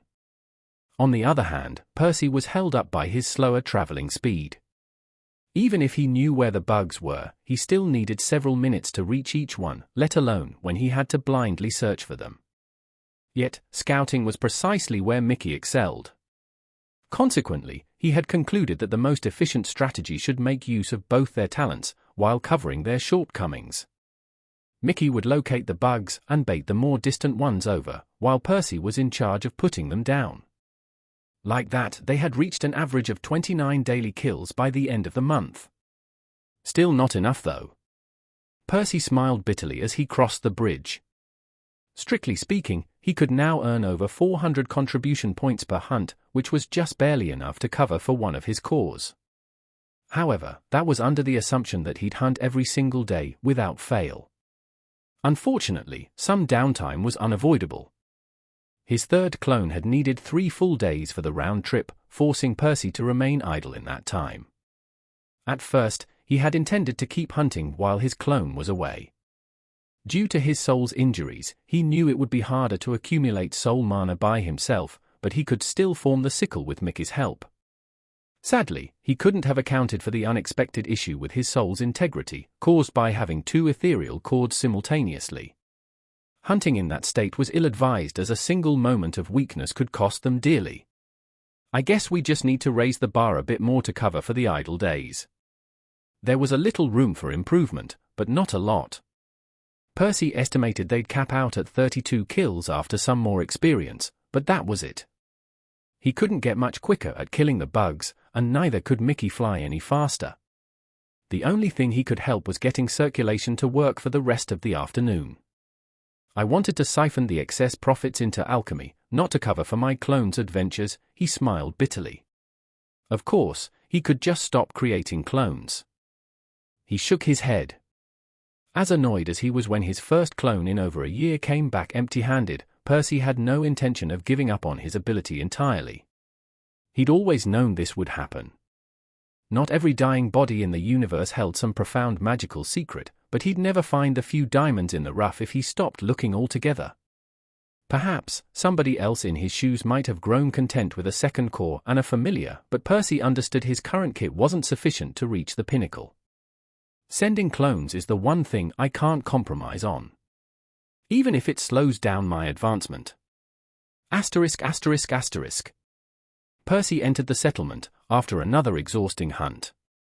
In the end, they'd only harvested 29 glands again. The same as yesterday. And the day before. His efficiency had only dropped slightly a couple hours before sunset, when circulation failed him. Still, it was hard to extend its duration any further, and he couldn't figure out a better way to use his mana than his current glove-sickle combo. It didn't help that he woke up tired every morning, as 5 hours of sleep didn't seem to cut it. Maybe I should look into recovery potions. They weren't very good, but he only needed the tiniest boost. It would all depend on their price though. He was about to head to one of the official buildings to exchange his nectar when his gaze landed on the drowsy girl's stand. Who? She's still growing, he chuckled. Contrary to his expectations, her information trade had not only survived over the past month, but even boomed somewhat. Percy had been shocked to see her jar steadily filling over time, until she had amassed enough money to expand her business. Her sign now read, "Buying and selling information on the 3rd and 4th level S." Much to Percy's annoyance, she hadn't even bothered to nail a new plank with the changes, instead sticking a couple pieces of paper to patch in the new words. Yet, the 5 jars on the counter, all filled with red and orange coins, were proof enough that she knew what she was doing. Maybe I should try something like this too.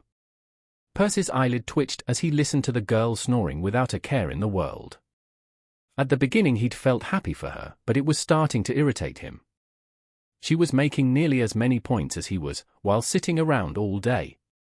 In fact, he wouldn't be surprised if she surpassed him before long. But he sighed a moment later, realizing it wouldn't work for him. Forget it. I have no idea how to broker information. There's clearly some secret behind her success, otherwise everyone would be doing it. Ignoring her, he walked to Freddy's for his daily honey roll. Eating the delicious snacks after each hunt had grown into a bit of a ritual by now. Also, Freddy was currently his only friend in the guild, and it was nice having somebody to talk to. Only 10 minutes later did Percy leave, trying to catch the official buildings before they closed for the night. I wish I didn't have to go through so many hoops though. The most annoying part was that he had to visit 2 different shops, in opposite corners of the settlement. He only sold half his loot at each location, and alternated which one he bought his elixirs from, to avoid unnecessary questions. He knew he was probably just being paranoid, as nobody had ever asked him where he got his nectar. Even if somebody figured out that an orange core was somehow making over 400 points per day, they wouldn't care too much. Still, he did prefer to take any precautions he could. "Anything else I can help you with?" the clerk at the second shop, a brunette clad in green, asked after handing him a vial of elixir. Percy was about to shake his head absent-mindedly when he thought of something. "Since I'm here, I might as well." "Do you sell potions?" "Of course," the clerk replied, before scratching her head. "Although, I'm forced by guild regulations to inform potential customers that the potion's potency is rather limited. So I've been told." "But how limited are we talking about exactly?" "Well, they work as advertised, but don't expect any miracles on par with the elixirs," she elaborated, before furrowing her brow. "Although I suppose they'll be somewhat effective for you." "No offense." Percy nodded. "None taken. I'd like to have a look if it's not too difficult."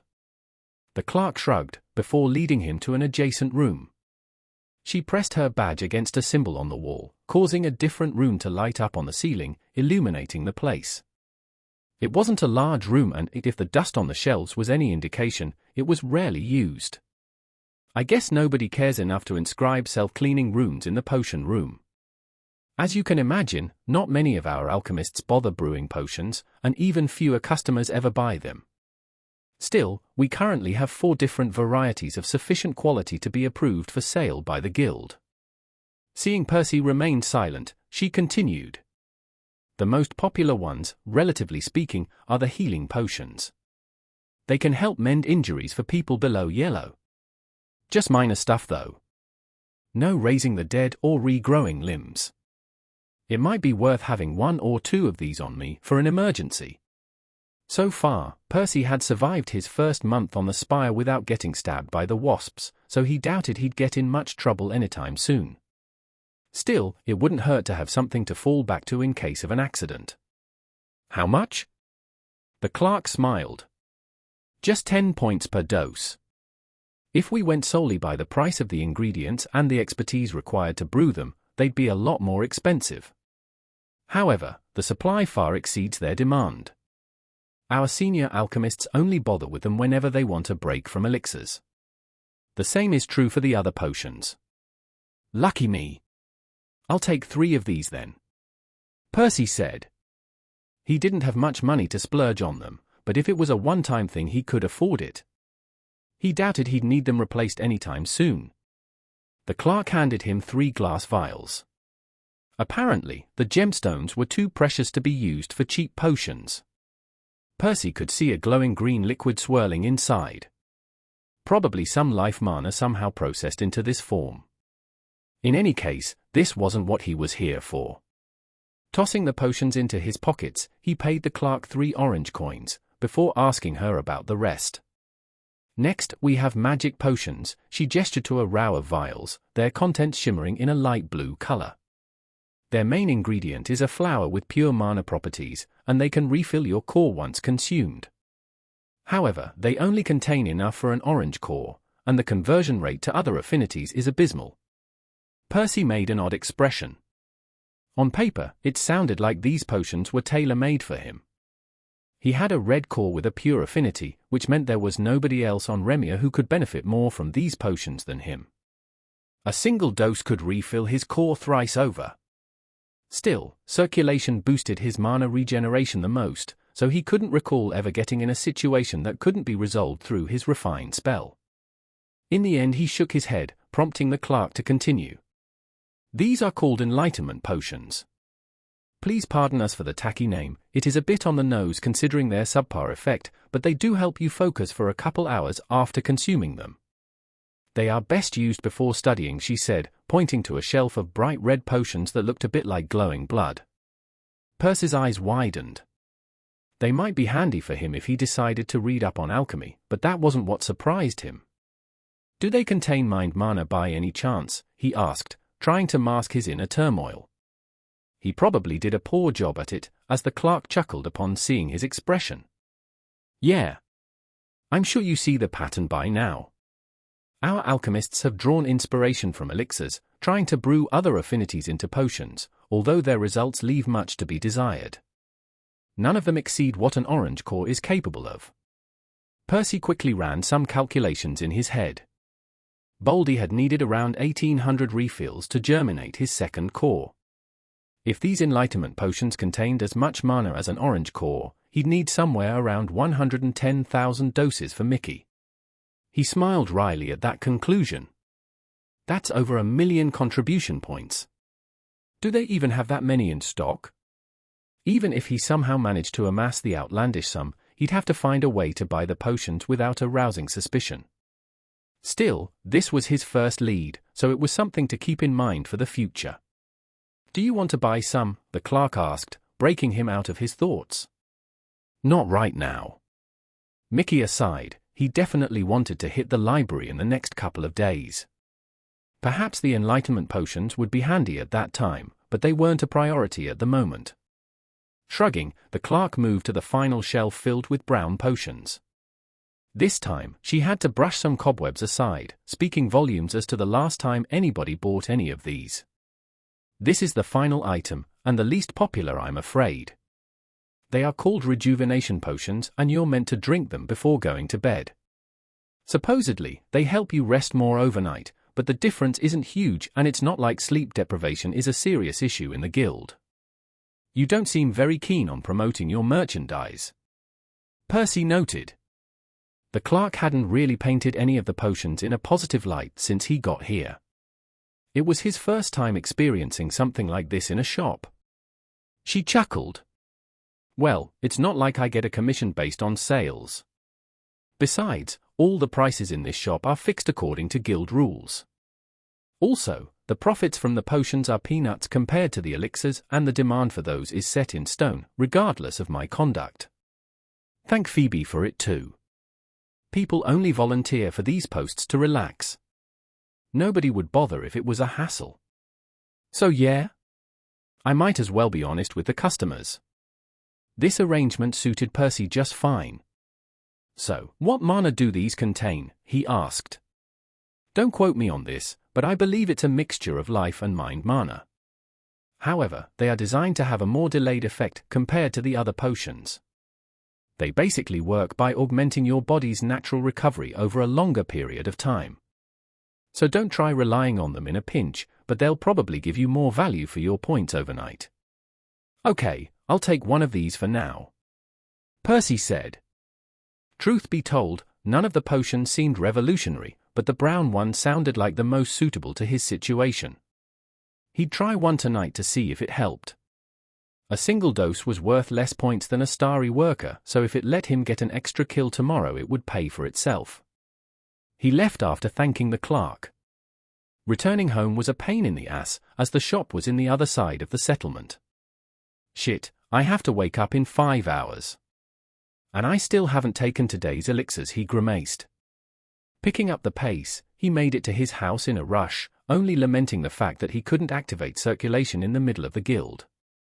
Not many people were out and about this late, but it wasn't worth the risk just to sleep a few minutes longer.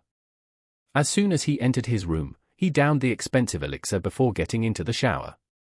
To save time, he circulated his pure mana between his stomach and abdomen while the warm water splashed on his shoulders, washing the grime off him. The mana burned wherever it passed, as he had overused his channels again. On top of that, his body's soreness made it a struggle to even stand, but he gritted his teeth to see this through. Half an hour later, he was in his bed, drinking a dose of the diluted elixir. "Mickey, can you eat the bug now?" For the next couple of weeks, Percy would need some help generating enough soul mana for the elixirs. They'd arranged for Mickey to keep a half-dead starry drone by his side, with its stinger broken and its wings clipped, to be eaten on demand. Core. The familiar appeared half asleep, but a modest trickle of mana still flowed through the connection a few moments later. Percy took deep breaths to reinforce it, as he circulated it between his stomach and sternum. By the time he finished, there were less than 4 hours left before sunrise. Picking up the rejuvenation potion, he gave it a swirl, gazing at the brown liquid as if it was the most precious treasure. He uncorked the vial with his mouth, carelessly spitting the lid on the floor, before gulping the potion down. It wasn't bitter like the elixirs. It was sweet, reminding him of thin syrup.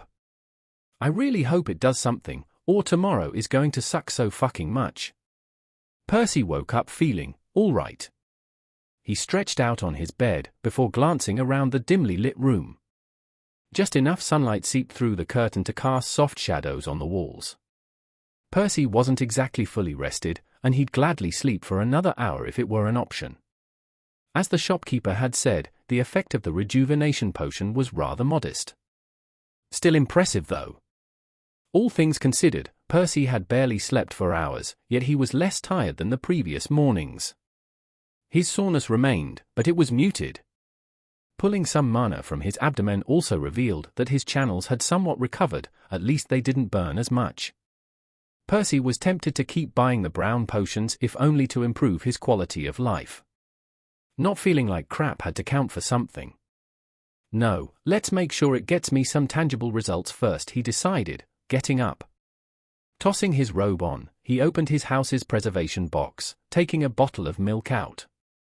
Next, he hurriedly drank 2 mouthfuls before rushing out of his house with a loaf of bread held by his teeth, eager to begin hunting. If he managed 30 kills today, he'd absolutely use that as an excuse to justify buying the potions. Half an hour later, Mickey tilted his head upon seeing him, clearly noticing he was in a good mood. "Core?" Percy chuckled, feeling a rare lightness in his steps. Even the colorful mote slowly falling on the mushroom looked prettier than usual. "It's a secret," he smirked, acting all mysterious. "Core. Core." The familiar pecked him a few times. "Ouch. Fuck. Okay. It's a thing that made me sleep better." Percy broke rather easily, rubbing his arm. That only seemed to pour oil in the fire, however. "Core. Craw. Core." Percy shielded his face with his elbows, curling on the ground to cover as much of his body as possible. "Why are you even complaining? I'm the one who has circulation active all day." "Core." Mickey sent him the memory of being woken up in the middle of the night. "Fine. If they prove useful, I'll consider buying you some too." Only then did the bird stop torturing him, a satisfied glint in its eye. "You extortionist. Have you at least found any wasps on the way here?" he exhaled in defeat. Mickey remained silent, only sending him a few images of starry workers on some nearby mushrooms. Nodding, Percy took a deep breath, and then another. Next, he sprinted towards their first target for the day as the cyan lines shone under his skin. Asterisk asterisk asterisk. Core. Core. Mickey reminded him of his promise as he crossed the final bridge connecting the second level to the spire's base. All right, a deal's a deal. I'll bring you one tomorrow, the young man replied. His steps were uneven, as were his breaths. However, a shit-eating grin was plastered all over his face, despite the exhaustion. Today, they had managed to harvest 31 glands, proving the efficacy of the rejuvenation potion. Well, okay. Perhaps part of it was just luck, another part a placebo. Still, Percy was quite certain his recent purchase had contributed to some extent. After all, once the mana began burning his channels and circulation started feeling heavier, he was able to push through, keeping the technique active until the end. He doubted he had achieved this through sheer willpower. Overall, he was satisfied. Not only with the potion but also his improvement since joining the guild. He and Mickey had started with a laughable 14 kills on their first day, yet they had more than doubled that number since. His only regret was that there didn't seem to be any room for further improvement. At least not on the second floor. And he wasn't confident in risking their lives or their secrets on the third one. This meant he had to make do with 465 contribution points per hunt for the foreseeable future, assuming he could keep this up. It's enough for one core, even if I account for 3 days of downtime per month. Of course, it was possible one of his clones might need longer, but, in that case, he'd just have to accept the loss and hope he got something worthwhile in return. More importantly, this would also leave him enough change for 2 potions per day. One of those had to be his daily dose of the rejuvenation potion. It was already indispensable in his mind. The second slot placed him in a bit of a dilemma though. On one hand, he wanted to get brown potions for Mickey to compensate the crow for helping him recover soul mana. He needed his help both to use the diluted elixirs with his first core, but also to begin clearing the corresponding set of channels. On the other, he had to start reading up on alchemy. Saving 1,000 points for each lecture was out of the question, so his only option was to hit the library and hope the enlightenment potions helped. And there was another problem. Why can't there be more than 24 hours in a day? Percy felt like tearing his hair out. His hunting trips already lasted 18 hours, of which one was spent just traveling to and from the mushrooms. He couldn't cut the time down, else his income would also drop. Of the remaining 6 hours, one was spent at home drinking elixirs. His other activities, such as socializing with Freddy or exchanging his points, only ate into his sleep. Suffice to say, he couldn't reduce that any further either.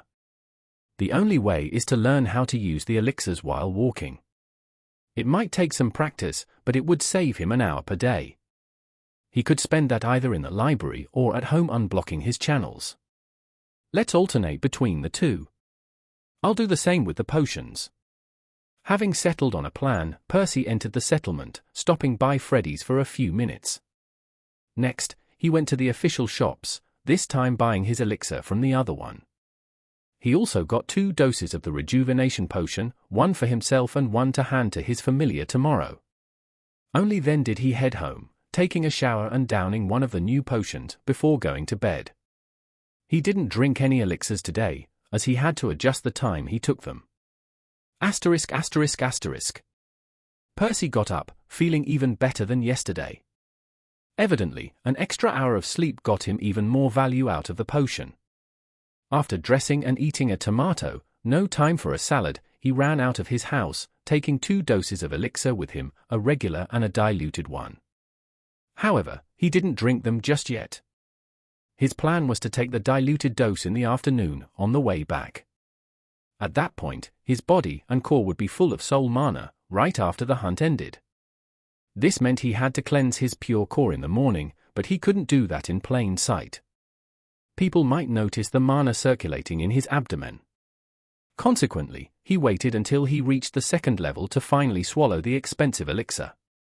It's tougher than I thought, he groaned. Cleansing one's core required a lot of focus, and it was his first time trying it on the move. Making a mistake wasn't necessarily dangerous, but it could easily waste some of the elixir's efficacy. At least the starry workers don't attack unprovoked.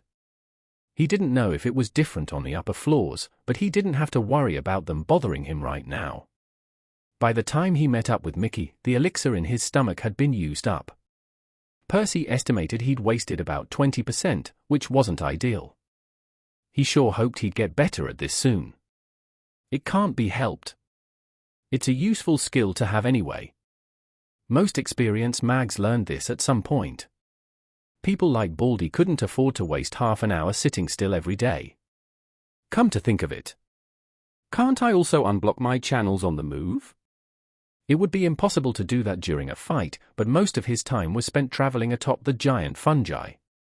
In fact, whenever they finished a batch of wasps, Mickey provided him with a ton of mana, so his current difficulty in regenerating it by himself wouldn't be an issue.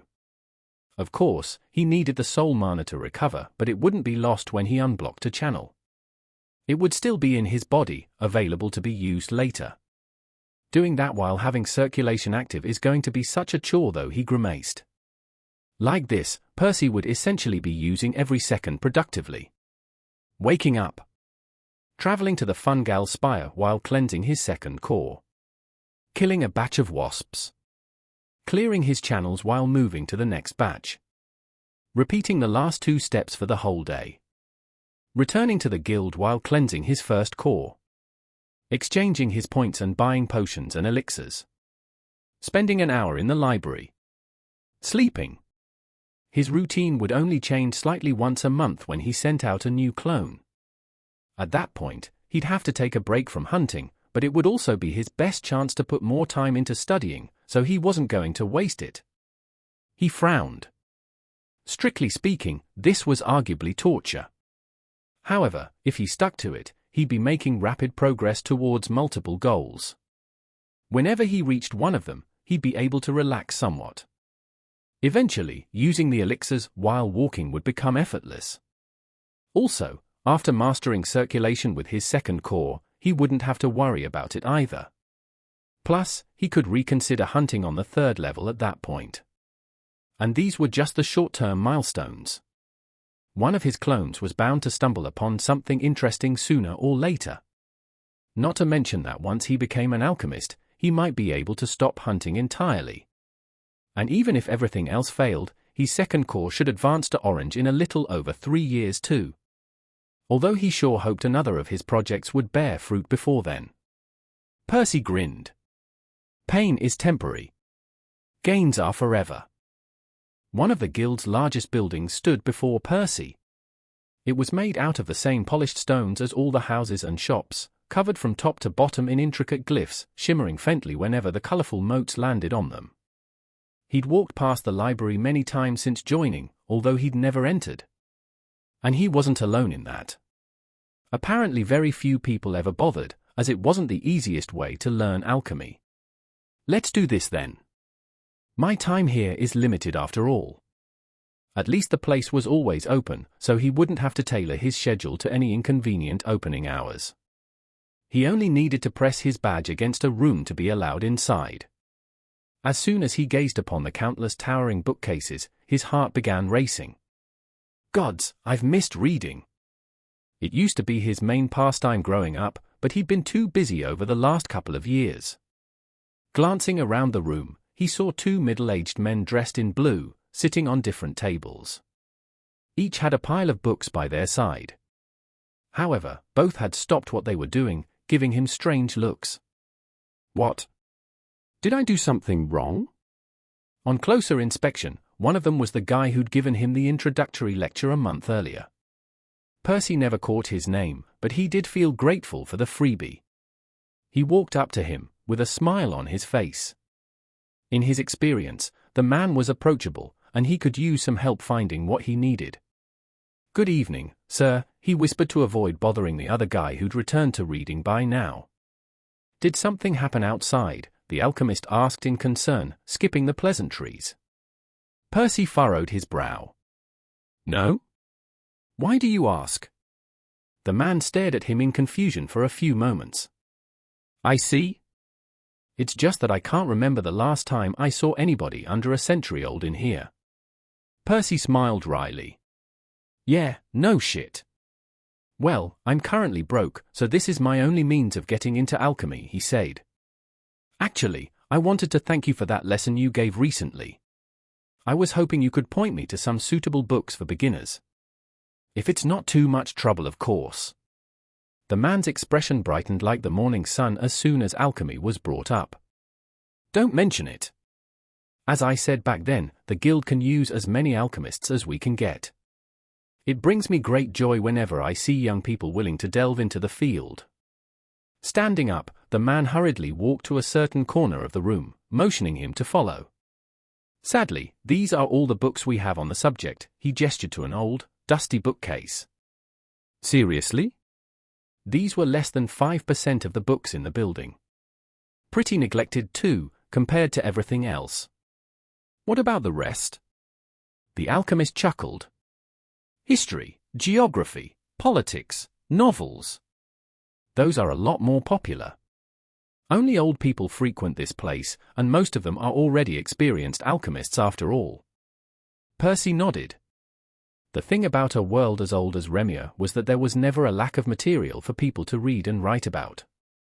Countless wars took place every year between the various noble houses. Alliances, betrayals, epic battles. If there was one thing authors and bards alike never had to worry about, it was sources of inspiration to draw from. I suggest you start with these for now, the man said, breaking him out of his thoughts. Next, he handed him 4 leather-bound tomes, one after another. The stack might have felt heavy if he was still at red. Feel free to ask me if you have any questions. I spend most of my nights in here. The implication made Percy's heart skip a beat. It would be rude to keep bothering the alchemist if he never offered, but now things were different. Between the books, the potion, and the elder's help, wasn't this like getting another free lesson? Thank you, sir. I really appreciate it. Just call me Oren, the man replied, already returning to his table. Following suit, Percy picked another vacant spot, before setting down the books. Next, he removed them from the pile, laying them side by side, before blowing at them, raising a cloud of dust in the process. When was the last time anybody read these, he thought amidst coughs. In any case, he could finally make out their titles. Common reagents, flowers, herbs, and minerals. Known recipes for elixirs. A guide to brewing. The 3 pillars of nectar purification. Percy decided to start with the last one, assuming it was the most fundamental. With less than half an hour left, he doubted he'd get far tonight, so he didn't waste the enlightenment potion. Opening the tome, he quickly skimmed through the fluff in the first few pages before his eyes settled on something interesting. And thus, the central idea is to process the nectar into a form more suitable for core purification. In its raw state, the beast mana would run amok, causing great damage over a few seconds. What we want instead is to alter some of its properties, so that it can be used safely and effectively. These transformations are separated into distinct categories, which are formally called the 3 pillars. Percy was glad to have started with this one. He still didn't fully understand what the brewing process involved, so learning about specific ingredients and recipes should come later. Reading on, he soon found the definitions he was interested in. The first pillar is the pacification of the nectar. Simply put, it involves a class of materials that cause the beast mana to act in a delayed manner, allowing the elixirs to be slowly used over several minutes instead of rampaging in one's core within a handful of seconds. Hey, I bet it's the same thing they use to make the rejuvenation potions work overnight, contrary to the healing potions. Percy realized. But there was more there, so he continued. The second pillar is the redirection of the nectar. This step involves adding materials, which make the beast mana react more strongly to the impurities found in a core, rather than the core itself. As for the third pillar, it is called deattunement. If it wasn't for this, the beast mana would counteract the user's mana, wasting the effect of the elixir before it even reached one's core. Deattunement allows the nectar to blend peacefully with another affinity, so that it can be safely guided from one's stomach to their sternum. Percy reread the text a few more times to make sure he understood everything. pacification, redirection, and deattunement.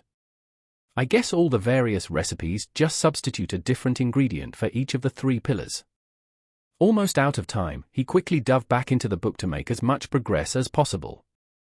Naturally, each of the 3 pillars is essential to the brewing process, but they do not come without a cost. Every time the nectar is mixed with a different ingredient, some of the beast mana is lost. And this exchange has to occur thrice in each session. Beginners often struggle to get past even one of the steps without wasting the nectar. An alchemist's skill is quantified based on how much elixir they manage to retain by the end of the 3rd one. The book went on to divulge some general information about the 3 pillars and what types of plants tended to fall into each category. As expected, dozens of known ingredients were suitable for each step, giving rise to thousands of recipes. That said, about 80% of the process was transferable from one recipe to another. Some plants required special handling, introducing some additional variable, but for the most part there was no clear winner among the recipes. It was just a question of what materials were available and what the alchemist was most familiar with. I wish I could stay longer, he sighed. Even though he had yet to delve into alchemy proper, Percy had still enjoyed reading up on the theory. Sadly, he couldn't extend today's session without affecting tomorrow's hunt. Returning the books to the shelf, he gave Oren an apologetic smile before leaving. The man frowned upon seeing him go so early. A few minutes later he made it home. After showering, he drank the rejuvenation potion and went to bed. Staring up at his ceiling, he thought back to Oren's disappointed expression as he bade him farewell. Hey, he probably thinks I got bored after half an hour. Percy smiled bitterly. But there was nothing he could do about it. Action spoke louder than words, and besides, I'll be back. Lukewarm. If Oren had to pick a word to describe his life, it would be that. He enjoyed what he did, of course, enough to forget about the bitterness in his past, but his daily routine hadn't changed much in a long time. It had been several centuries since he left home to join the guild as an aspiring alchemist. He still missed his family from time to time, his house having long been destroyed. Not being there for his parents and sister in their final moments was one of his few regrets. Still, he understood he couldn't have changed much even if he'd stayed.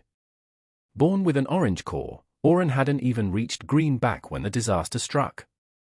His only solace was he didn't have to worry about the brutality running rampant across Remia as long as he remained within the walls of the guild. Nobody dared to stir trouble under the noses of both the Divine Order and the great houses. Even better was he'd found his true calling here. Harnessing nature for humanity's sake, using the raw nectar to refine elixirs, Remia's lifeblood, was Oren's greatest passion in life. Something about the art truly resonated with him. Perhaps it was the respect it garnered from mortals and gods alike. Maybe it was the satisfaction he drew knowing he personally contributed to his world's survival. Or it could just be that challenging himself to improve every day, to find new ways of increasing his yield, was a ton of fun. In fact, if there was one thing the old codger liked as much as brewing, it was mentoring youngsters and passing along the art to the next generation. If only they cared half as much to learn. The guild didn't exactly lack manpower. Sure, they couldn't provide for the Redborns of Remia, but who cared about them anyway? There were plenty of elixirs to go around for the Orangeborns and above. Plus, new members kept joining the guild in droves. Most of them picked up alchemy too, sooner or later. Even the lazier ones eventually managed to save up enough points. However, Oren had a soft spot for the rare few who bothered learning the art properly, paying as much attention to the underlying theory as they did for demonstrations and lessons. That was why he'd been so excited when he first saw Percy in the library. Sure, the boy had probably been driven there by his empty pockets, not a pure appreciation for the subject. Still, it warmed Oren's heart to see somebody diving into the books in earnest. The others who only blindly copied their elders rarely surpassed a yield of 35%. They also never brought any new insights into the field, causing it to stagnate. So great had his enthusiasm been, that his dejection had been equally grand seeing the boy give up mere minutes after starting. Hey, just like the rest of them he'd thought at the time. But to Oren's great shock, the boy had returned the next day, at about the same time, if a few minutes earlier perhaps. Percy had picked up the books again, resuming exactly where he had left off. The old alchemist hadn't missed the youngster swallowing a dose of a red potion too. He'd recognized it, of course. Oren had brewed a lot of the guild's potions personally. Not many of his peers cared much about this lesser branch of alchemy. Smart. This is one of the best uses for the enlightenment potions. It was only at that point Oren realized Percy hadn't left the previous night out of boredom, but necessity. Over the following few days, he paid more attention to the context clues. Percy always arrived at the library at around the same time, just before midnight. He never stayed longer than an hour, but he always had a distraught expression when leaving. Clearly, the boy wanted to keep reading, but had to cut his trips short. His eyes were also tired the whole time. There was never a speck of dust on the young man's orange robe, the self-cleaning runes doing their job admirably, but Oren didn't miss the traces of dried sweat all over his face. He spends all day hunting. Oren had realized. It wasn't that strange for a new member to spend a lot of time on the spire. It was common for newcomers to do that. After all, it was the easiest way to save up enough points before switching to alchemy. That said, the vast majority were Orangeborns who didn't need more than 8 to 10 hours of work to cover their needs. This was his first time meeting a boy who was not only willing to learn the art the hard way, but who struggled to find enough time for it. The revelation made his heart quiver, to the point he no longer minded offering to answer Percy's questions. Originally, Oren had regretted the words as soon as they'd left his mouth. He'd volunteered to mentor others in the past, but that never went well. The youngsters tended to ask simple questions at first. However, they kept demanding more and more, until eventually it all turned into a one-to-one lesson, with Oren spoon-feeding them everything. But that wasn't what Percy did.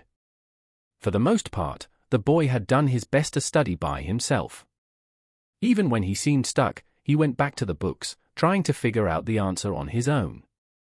Very rarely did he take Oren up on his offer, and, even then, he only asked specific questions related to the problem he was facing. Over time, the old man truly came to appreciate Percy's work ethic and his dedication. The boy never missed a day, although he only used a potion every other night. Apparently, it was the most he could afford. Once a month, the young man seemed to take a break from hunting for a few days.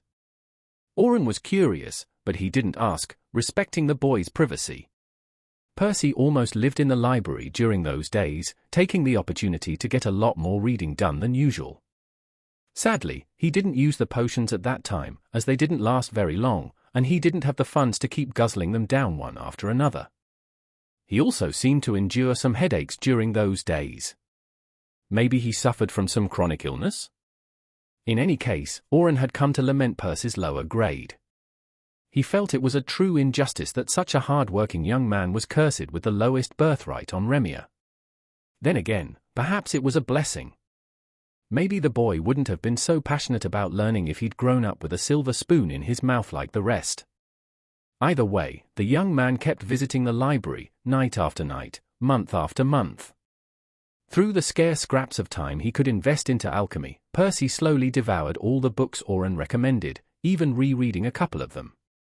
Eventually, the old alchemist watched the boy return the final book to its shelf, his expression an odd cocktail of triumph and dejection. "Congratulations, Percy," he said. "You've read everything we have on alchemy." "Thank you, sir. I couldn't have made it this far without your help." Oren shook his head. "I didn't do much. I barely gave you a couple tips here and there. What do you plan to do next? I bet you're itching to try brewing an elixir yourself, aren't you?" The boy smiled bitterly but didn't say anything. He didn't need to. 6 months. Oren said. Percy tilted his head. "I'll provide the materials you need for the next 6 months, 4 hours per day. You can keep any elixir you manage to brew too, so even if your yield is horrible at the start, you might be able to make up for the shorter hunting trips in due time." The boy's jaw slackened. Oren chuckled at the sight. Only about a minute later did Percy seem to find the words. "Sir, I can't express how grateful I am. But may I ask why?" Oren shrugged. Why not? I'm filthy rich. It won't really affect me if I buy you some nectar. Percy still appeared confused. I mean, I get that. Still, wouldn't it be cheaper if you gave some more free lectures like before? That way, a lot more people would benefit than just me. The old alchemist scoffed. I could do that, but why bother? Most of those kids can afford the lessons and the materials by themselves if they put a tiny bit more effort. I'd rather help the one who actually needs it. Percy's eyes glistened with tears. He looked like he was about to hug him too. Oren chuckled, placing his hand on the boy's forehead to keep him at bay. But I meant it when I said it's only for 6 months. There's no guarantee you'll manage to brew any elixir by then. What you get out of this is up to you. Percy's past few weeks had been rough, to say the least. His last clone had been another dud, just like the 5 before it. He'd found himself in the body of a fish that barely survived an hour before getting eaten. By a fucking crab too, the memory still made his blood boil. At this point, he wasn't sure if he'd been lucky with his first 2 clones, or unlucky with the rest. Probably both. However, that was where the bad news ended. Last night, he finished the alchemy books, and Oren generously offered to sponsor him for half a year. It really was like the proverbial light at the end of the tunnel, as he'd been trying to figure out how to fund his studies for a while now. His hunting trips had capped out at 32 kills per day since 3 months ago, with no further improvements in sight. At least, he could now afford both Mickey's rejuvenation potions and the ones he needed to study, but he still struggled to save up any more points past that. At this rate, he'd be stuck until he managed to use circulation with both cores. That said, he'd made some progress towards that. He'd already finished clearing the rest of his channels and even mastered drinking the elixirs while moving. His soul had also grown a lot stronger after sending so many clones. Right now, using his bloodline didn't cause any new tiers to form, other than the large chunk he carved out deliberately, of course. The only steps left were to temper the channels to their limits and figure out a suitable pattern for the soul mana to flow in. Of course, there were some issues there, but he hoped he'd solve them in due time. Still, Oren's help was the key to delving into alchemy a lot sooner than he could have otherwise. Percy hoped his strong theoretical background would let him reach the minimum thresholds more easily than other newbies. I have to make Oren's funding count. I need to reach a 15% yield by the end. Losing only half the value of the materials is going to sting less. Percy stopped in front of a stone house, slightly larger than his own. Senior alchemists who had contributed a lot to the guild were given an upgraded home with its own private alchemy lab. The rest had to make do with the public ones. Luckily, Percy's mentor had offered him his own. He was even going to guide him through the process. Well, only for his first few attempts, but it was still massive. I can't believe I'm finally doing this for real. Reading about alchemy for so long without being able to put the lessons to practice had been quite frustrating to say the least. It was like baking cakes without being allowed a bite. Or in my case, I suppose I wasn't even able to bake the cakes. Just memorizing the recipes, he chuckled. He was about to knock on the door, when something unexpected happened. A shockwave coursed through him, making all the buildings around him tremble slightly. A gentle but firm breeze soon followed, sending all the motes in the air flying to the south. Percy squinted as a few landed in his eyes in quick succession. What's going on? Oren's door opened, the man walking out of his house with an equally perplexed expression. The same happened with a few of his neighbors, the ones who were at home presumably. Everyone just stood outside, trying to make sense of the event. Percy had never seen anything like this since joining the guild, and from what he gathered, neither had these seniors. Is somebody dumb enough to attack us? He asked his mentor. It was only now that the old alchemist even registered he was there. He gave him a reassuring smile, before shrugging. I doubt it, but even if some house has gone crazy, there's nothing to worry about. We have 5 violet cores stationed here, so even a great house would struggle to do much. Percy nodded, but he still wasn't fully convinced. Attention, denizens of Remia. This is a message broadcast by Hermes, one of the 12 gods of the divine order, a booming voice said. The young man couldn't tell where the sound was coming from. It was as if it came from everywhere and nowhere, all at once. As if each pebble on the ground and each speck of dust in the air was eager to relay the god's will. Today is a joyous day for our world. Hermes continued, oblivious to Percy's thoughts. As you all know, our order is constantly at war with other races, a war over land, lives and resources.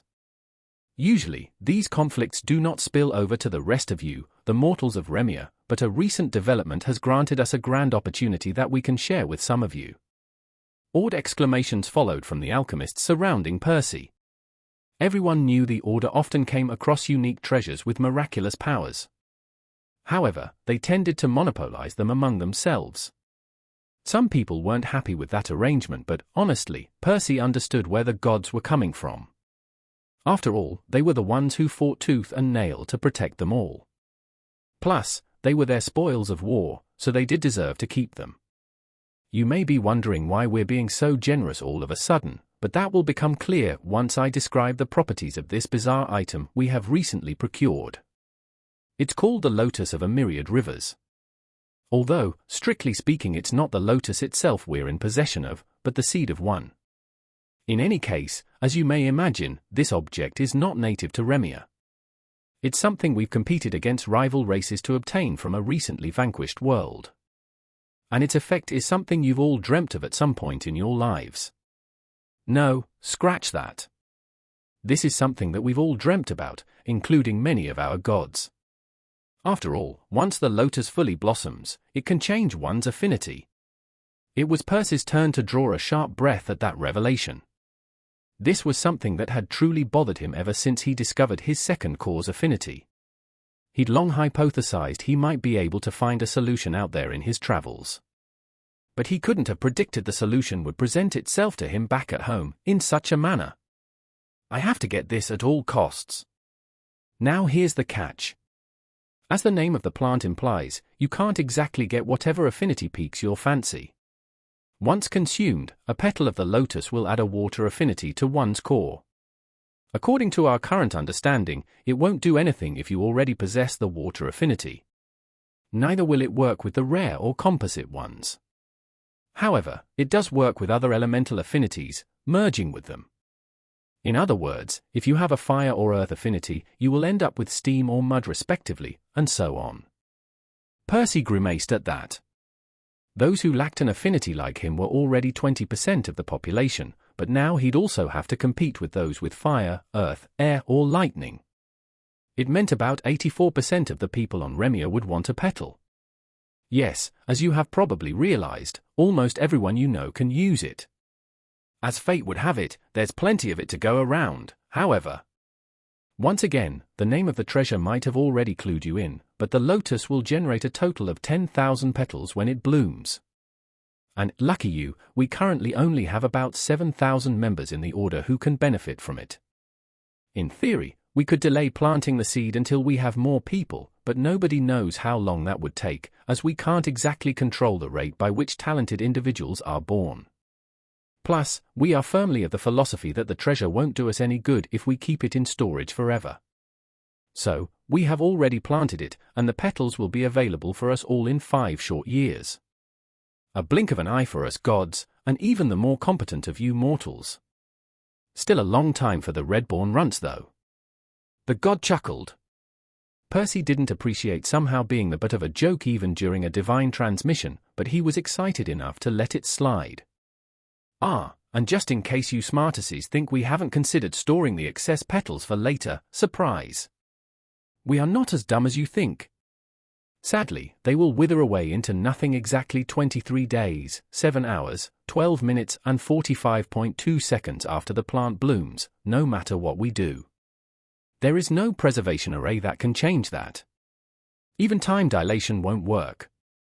It's actually the first time we, Remia specifically, got our hands on this bad boy, but other races have documented trying to cheat the system, only to end up crying over the wasted petals. This time, the crowd around Percy erupted into cheers. Of course, everyone understood they probably wouldn't be among the lucky few to get a petal, but there was still plenty to be excited about. The news that the Divine Order had achieved another important victory gave them all some peace of mind. And, after this, their world would grow stronger still. Yes. We are amazing and all that, Hermes said after a couple of minutes. In any case, I'm running out of juice for the spell, so let me wrap this up real quick. To summarize, we have this neat thing in the oven that will give anyone with a pure or elemental affinity an upgrade 5 years from now. There are about 3,000 spots we are willing to share and around 1,000 noble houses on Remia. We could have tried to come up with a more elaborate system to decide who gets them, but, frankly, we don't give a shit. So, we'll just hand 3 petals to each house and they can do whatever with them. Even if you're a commoner, it doesn't necessarily mean you are screwed. You can still try buttering up one of the houses if you've got anything of value to give them, but that's your problem, not mine. Bye. Careful. Careful. Stir it. Stir it. Percy followed his mentor's instructions, picking up the pace. However, before he even got the chance to celebrate the broken lumps, more bubbles began to form in the cauldron. Shit! It took him a couple seconds too long to remember what he was supposed to do.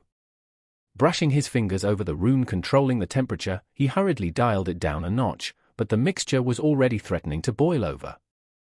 SSSS. A few drops landed outside, soon evaporating into wisps of steam, causing Percy's heart to clench. Each of those was a wasted contribution point.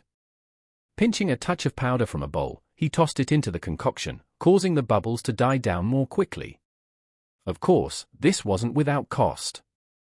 Every mistake he made either killed some of the elixir's efficacy directly or delayed the process, indirectly resulting in a lower yield. Well, that was positively atrocious. Oren said a few minutes later, staring at the useless sludge in the cauldron. Percy plopped down on a chair, before wiping the sweat off his brow. He was too embarrassed to look his mentor in the eyes. The alchemist chuckled, patting him on the shoulder. Don't let this get to you, kid. This was your first time trying this. You should have seen me back when I was starting out. It took me a month just to get through the pacification step. I'm sure you'll get it down within the week. Percy sighed. Brewing an elixir was nothing like reading about it in a book. There were a ton of things that could go wrong with each attempt, and it was an alchemist's job to deal with any issues that came up promptly and effectively. If he had to explain alchemy to an amateur, Percy would liken it to a song played by 2 clueless musicians, the nectar and the secondary ingredient. In this analogy, the alchemist was like the conductor who had to somehow fix the shoddy performance, blending the dissonant tunes into something acceptable. No matter what he did, it would never sound good, but he could minimize both the duration of the piece and the number of mistakes that slipped through, to spare the audience's ears from the pain. Or in this case, to spare my wallet from the loss. It wasn't like the recipes outlined everything perfectly either. The nectar was an organic product, and it wasn't homogeneous from one vial to the next. There were subtle differences not only between wasps, but even a pair of drops coming from the same gland. Consequently, no 2 brewing sessions would ever go the same. Percy had to learn to recognize problems before they even manifested, relying on various clues such as faint odors or minor changes in the color of the mixture. And I have to preserve over 2/3 of the nectar after each step if I want to end up with a 25% yield. Let's stop here for today. Technically, we've got some time left, but I can see you're still rattled by the god's message. Oren said, breaking him out of his thoughts. Percy didn't deny it. He'd known about the existence of gods his whole life, but he'd never seen one in person. Well, that was still true of course, but he had experienced one spell today, and it was truly eye-opening. Hermes had somehow affected the whole world with his magic. Sure, it wasn't some apocalyptic spell bringing ruin and destruction on Remia or anything crazy, just straightforward transmission magic. However, Percy still had difficulty picturing the insane amount of mana it should have required. And then, there were the god's words. The deity definitely seemed a little long-winded and downright eccentric. Percy didn't know if that was a common side effect of divinity. That said, it was the substance of the message that interested him the most. In 5 years, I'll have a chance to fix my second affinity. It was still going to be difficult, but not impossible. He didn't have to worry about the 7,000 petals the Divine Order would keep to themselves, or the other nearly 3,000 handed to the rest of Remia. He merely had to snatch one of the 3 spots in his own house. The good news was, of the 500 people in his family, about 60% had been born with the life affinity. He only had to compete with the remaining 200. In fact, there were even fewer, considering 16% already had a water affinity. Elaine and Gawain came to mind. However, there weren't many Redborns left in their family. Most of those 170 eligible people had a stronger claim to the treasure than him. Yeah, fuck that.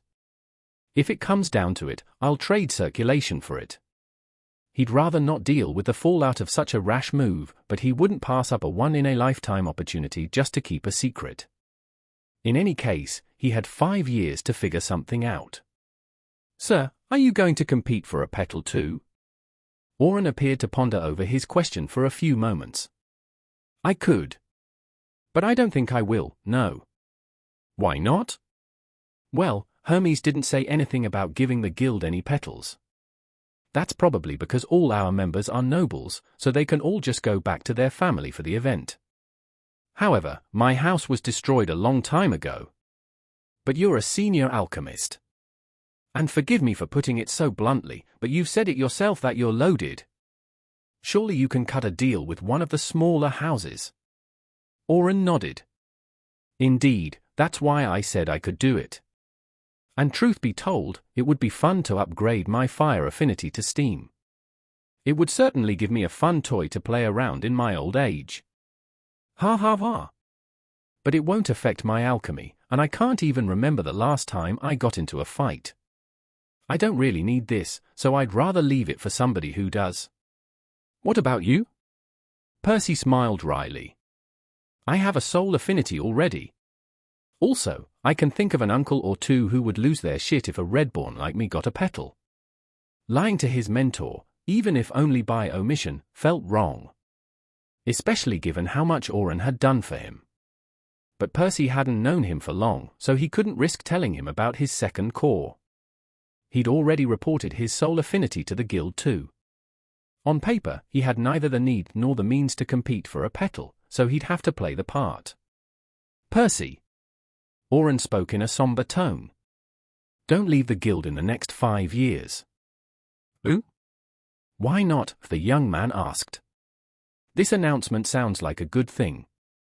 And, well, it is a good thing, for the most part, the old alchemist said, before elaborating. However, it will also bring a lot of chaos in the foreseeable future. It's better to stay out of trouble until it all blows over. Percy wasn't sure he understood. Back when he heard the message, he did consider the noble houses might intensify their conflicts over the petals. However, he quickly concluded they wouldn't. After all, Hermes said every house would get 3 of them. He didn't say you'd get more if you destroyed a rival family. That would be a barbaric message to send, wouldn't it? I know what you're thinking, but there are plenty of ways to tiptoe around it. For example, what if one house annexed another without destroying it? Or kidnapped important hostages to use as leverage? People have done worse things than that over the centuries. There's no telling how low some families are willing to stoop in the face of such a treasure. Percy swallowed a lump of saliva.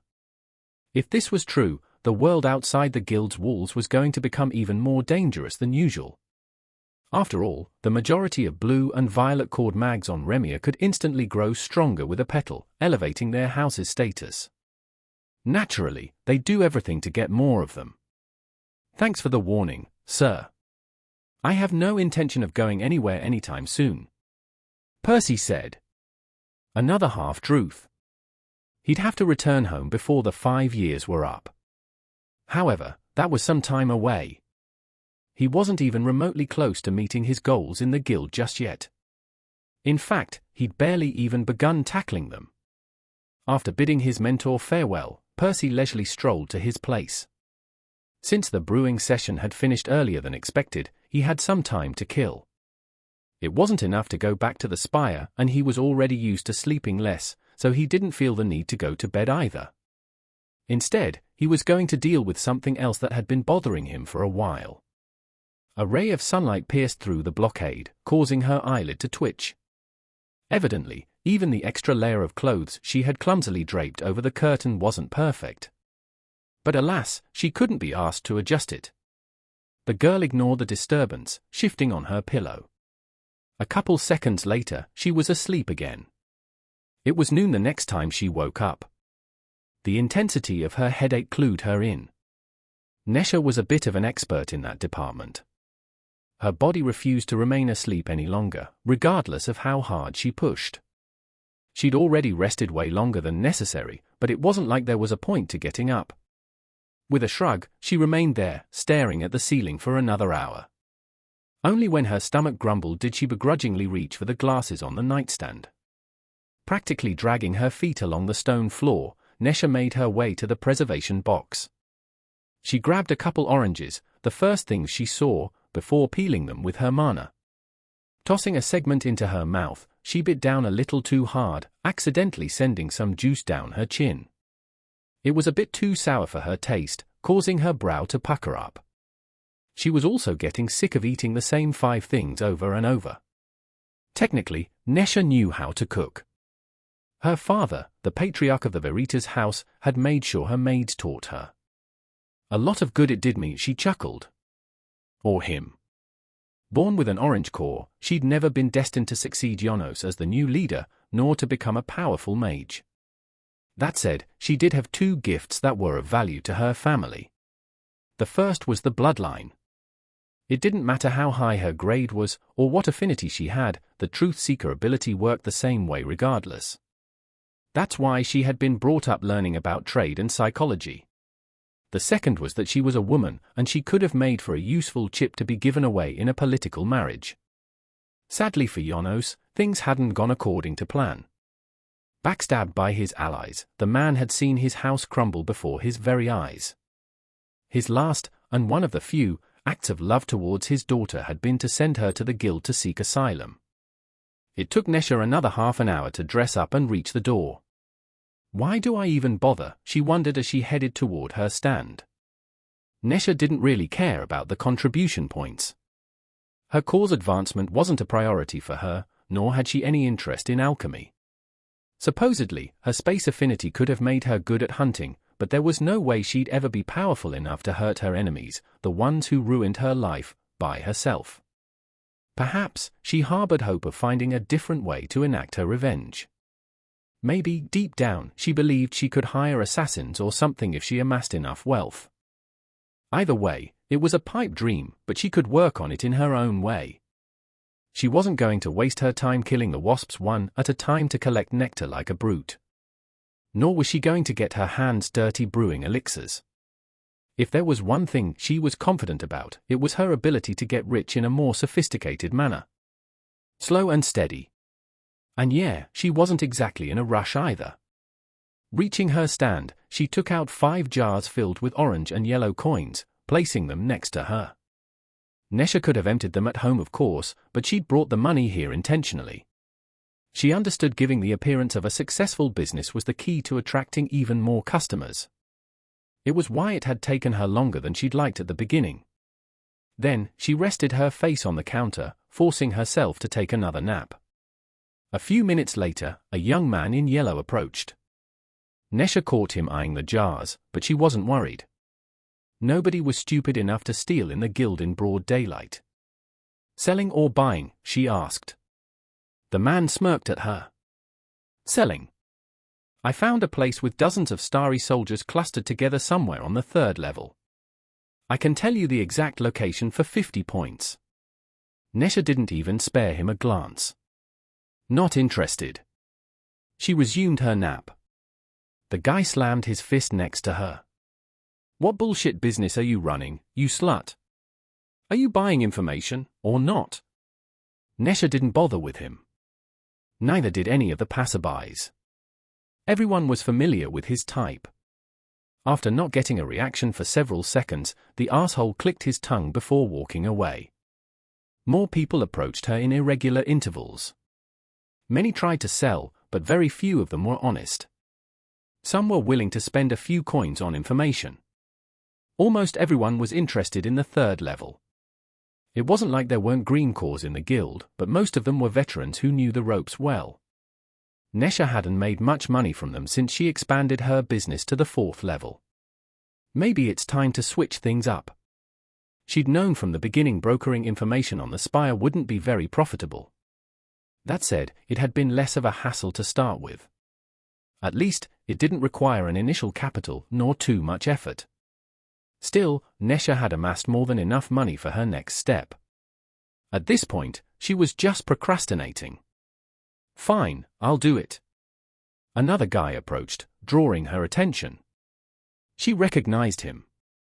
Although she hadn't socialized much in the guild, the boy had made a slight impression as the only Redborn in her orientation. Since then, she often watched him walk by. He almost never missed a day from hunting. Nesha couldn't recall seeing him leave. He probably tended to head out early, but she did spot him on the way back nearly every night. What does he want though? Is he going to offer me information on the second level? Who would even buy that? The young man stopped before her. He was holding something under his arm, a wide plank of wood. Hello there. I'm Percy. You might not remember me, but we joined on the same day. Nesha nodded, still waiting to see what he wanted. In any case, I've noticed you've been using this shoddy sign for a while. I had some free time today, so I figured I could help a peer out. He then shifted the plank, showing her its contents. It basically read the same as her current one, but the words had been carved with more care, and it did away with the patchwork. She raised an eyebrow. In her experience, there were only two reasons he'd do this. Either he saw her business growing and wanted to ingratiate himself with her. Or, like a typical guy, he wanted to get in her pants. And frankly, Nesha wasn't interested in either. Why? She asked, barely masking her irritation. The boy, Percy, exhaled before speaking. Okay, I know it will sound weird, but I have something to confess. Nesha smirked. And there it is. Just spill it out so I can tell you to fuck off. So I keep seeing your sign every time I return from the spire and it kinda irks me, he smiled wryly. I mean no offense or anything, but I'd rather look at this one. Her jaw slackened at the revelation. She was about to call him out on his bullshit excuse, but her bloodline corroborated his words. The madman was telling the truth. Hello? I hope I haven't overstepped or anything. You don't have to use it if you don't want, he said after a while.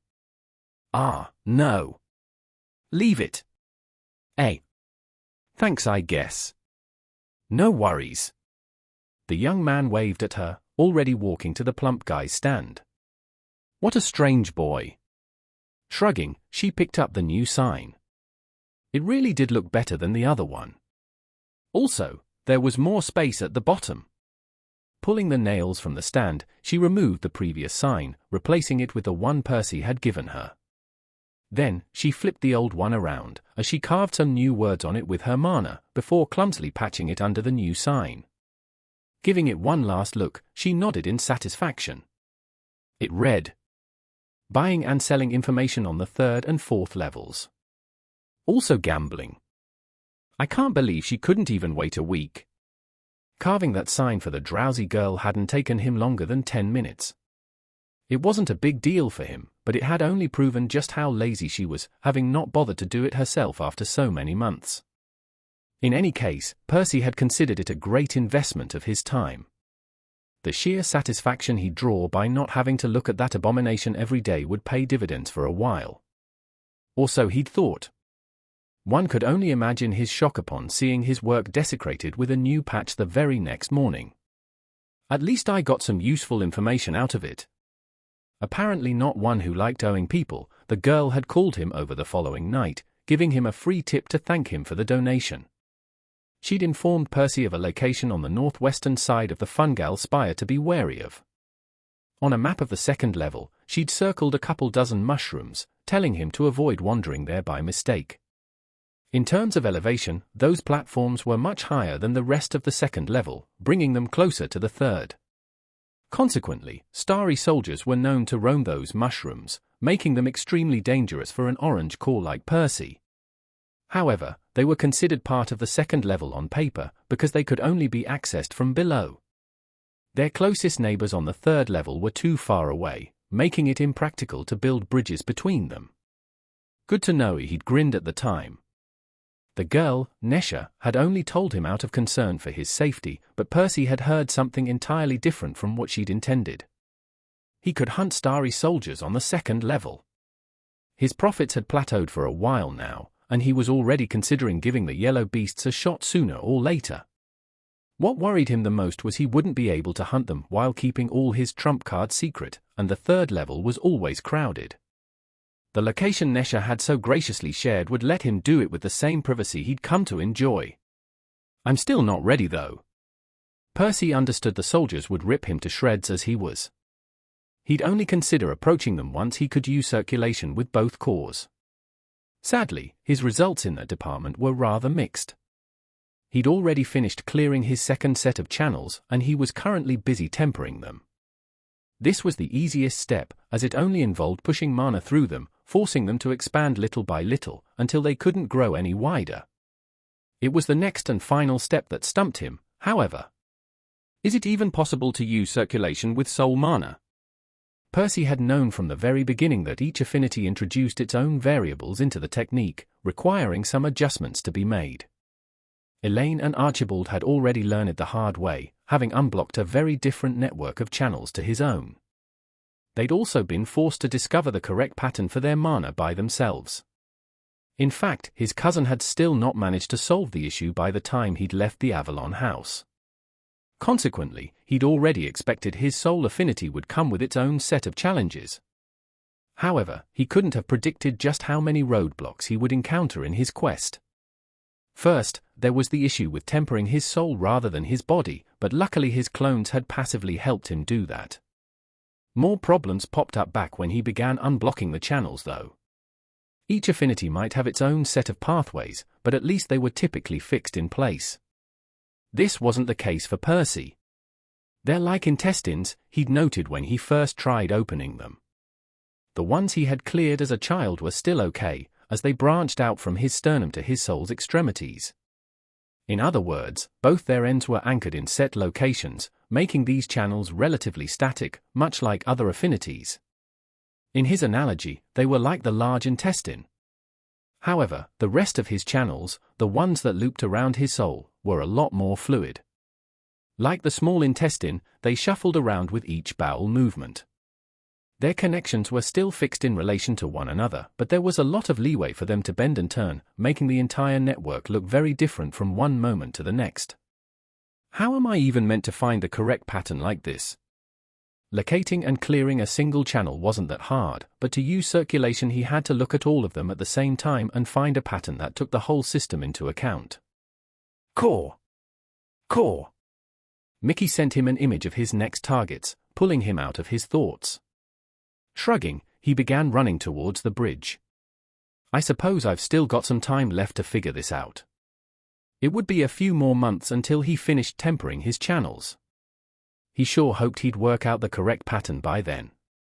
Over the next several hours, Percy absent-mindedly hunted the starry workers along with his familiar. By now, he'd been doing this for so long the arduous task was firmly embedded into his routine. Keeping circulation active with his second core. Tempering his soul channels. Rushing from one mushroom to the next. Forming his weapons. Executing the bugs swiftly. Feeding them to the crow. Extracting the nectar from their glands. None of it required much focus, allowing him to keep thinking about the issue. Maybe what I need is a change in perspective. I've been thinking of my soul affinity in the same terms as my pure affinity, but it's clearly a different beast. From his experience traveling between worlds, Percy knew that disembodied souls tended to perceive time and space very differently from living people. In that state, a single moment could stretch into days, while a single step could bridge unfathomable distances. In the same vein, it was perhaps a mistake trying to fit his soul and its corresponding channels into the same mold as his body's. He grimaced. That's easier said than done. It wasn't like he hadn't tried sensing his soul more deeply in the past. However, inhabiting his own body was very different than drifting outside Remia or fighting to possess others with his clones. In the latter case, his soul was but a fragment, free to move within a much larger vessel, in constant contact with an external, often hostile, soul. Here, his soul existed alone, in its rightful vessel, without much space to move or anything else touching it. "Core!" Mickey called out to him once again. Percy checked the 4 vials in his pocket. 3 were filled to the brim with nectar as the 4th one was a little over halfway there. The sun was also about to set. Shit, I'm going to be late. Handing his familiar a rejuvenation potion, he bid him farewell in a hurry, before drinking a diluted elixir and rushing back to the guild. It was still his first week brewing under Oren's supervision, and he didn't want to keep his mentor waiting. After entering the settlement, he sprinted to the old alchemist's house. He did grab a honey roll, only because he was so hungry he might faint during the session otherwise, but he didn't have time for a chat with Freddy tonight. Nor would he visit the official stores today. Due to alchemy eating into his schedule, he was already earning less than 400 points per hunt, so he no longer needed to stop by every night. He barely managed to swallow the last bite of his meal by the time he made it to Oren's door. He downed the enlightenment potion too while waiting for the man to open. Another busy day, his mentor asked with a smile after seeing his student out of breath once more. Percy nodded, having already flushed out all thoughts of souls and mana channels out of his mind, replacing them with a different set of problems. Right now, the only thing he was thinking about was how to mix those damn ingredients properly. Making his way to the cauldron, he rolled up his sleeves, fully aware he was going to get his ass kicked here too. But he wouldn't let this bother him. Taking a deep breath, he prepared himself before tossing the ingredients in. I'm going to reach the top, one step at a time. Percy's feelings towards his clones had shifted a lot over time. His first attempts had been defined by pain and confusion, as he hadn't had the slightest clue how his bloodline was supposed to work back then. Yet oddly enough, those very trips to the Moire world and Hugh had proven his most successful ones by far. Suffice to say, by the time he developed a proper understanding of his ability, his greed and anticipation had reached an all-time high. Of course, that had only led to disappointment during his crappy adventure in the gecko's body, which was soon followed by several equally fruitless trips. That said, things had flipped around once more since then. No, he hadn't found anything else of value, but that was precisely why he had learned to lower his expectations, to the point the shitty bodies and gruesome deaths no longer bothered him. If anything, he had slowly come to appreciate the novelty of his adventures. Initially, Percy had pitied his clones, who had to endure all those hardships just so he could benefit. Nowadays, he was beginning to think it was his main body who had drawn the short end of the stick, however. I'll take freezing to death and getting eaten by crabs over picking apart one more bloody wasp. Or brewing another pot of sludge. And it was with this mindset that clone number 13 had embraced his new holiday. Things were looking up for him too. He'd found a suitable body fairly quickly, and it hadn't even resisted much, unlike clones number 9 and number 11 who had imploded before even doing anything. In fact, his new host was even more zen than the lizard, happy to relax and give him the reins. Not out of fear, just pure, unmitigated chill. Why am I spinning though? Percy tried looking down at his body, but failed to even glimpse at his limbs. A curved wall of grey fur was in the way. Okay.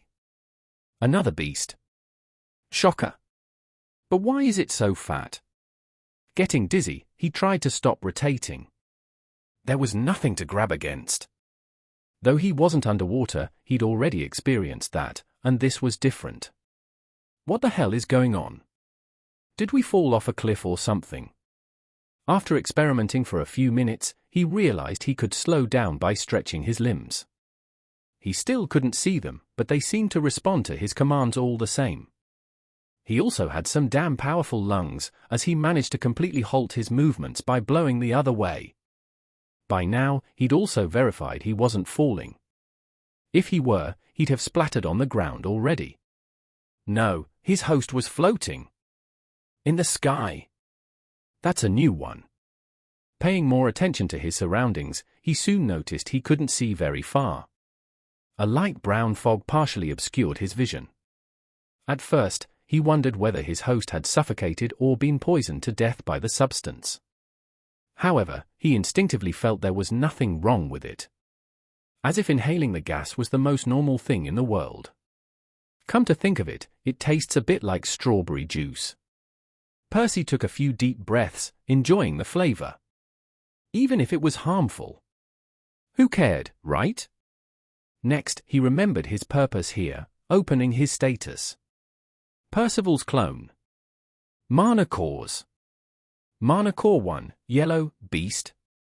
Mana core 2, seed. Spells. Parting gift, crude. Grants access to your status. Incomplete, grants the seed of a second mana core. Requires potent life mana to germinate. He nodded, not seeing anything out of place. His host was at yellow too, making him one of the luckier clones so far. Although, if there was anything of value here, he'd have to look for it.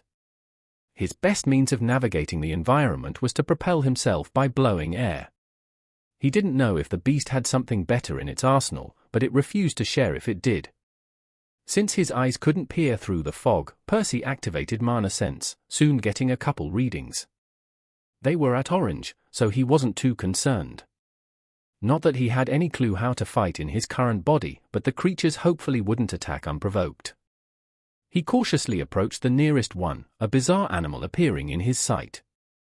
It looked very different to anything he'd seen, but the closest match would be a cat. Maybe. Not really. Its body was round like a ball, covered in long, pink, curly fluff. It actually looked ridiculous as it rotated slowly, without a care in the world. Every time its head spun his way, it watched him curiously, with its 3 eyes half opened and its fur ears lazily hanging aside. Is it the same species as me? Is that what I look like? That should be it.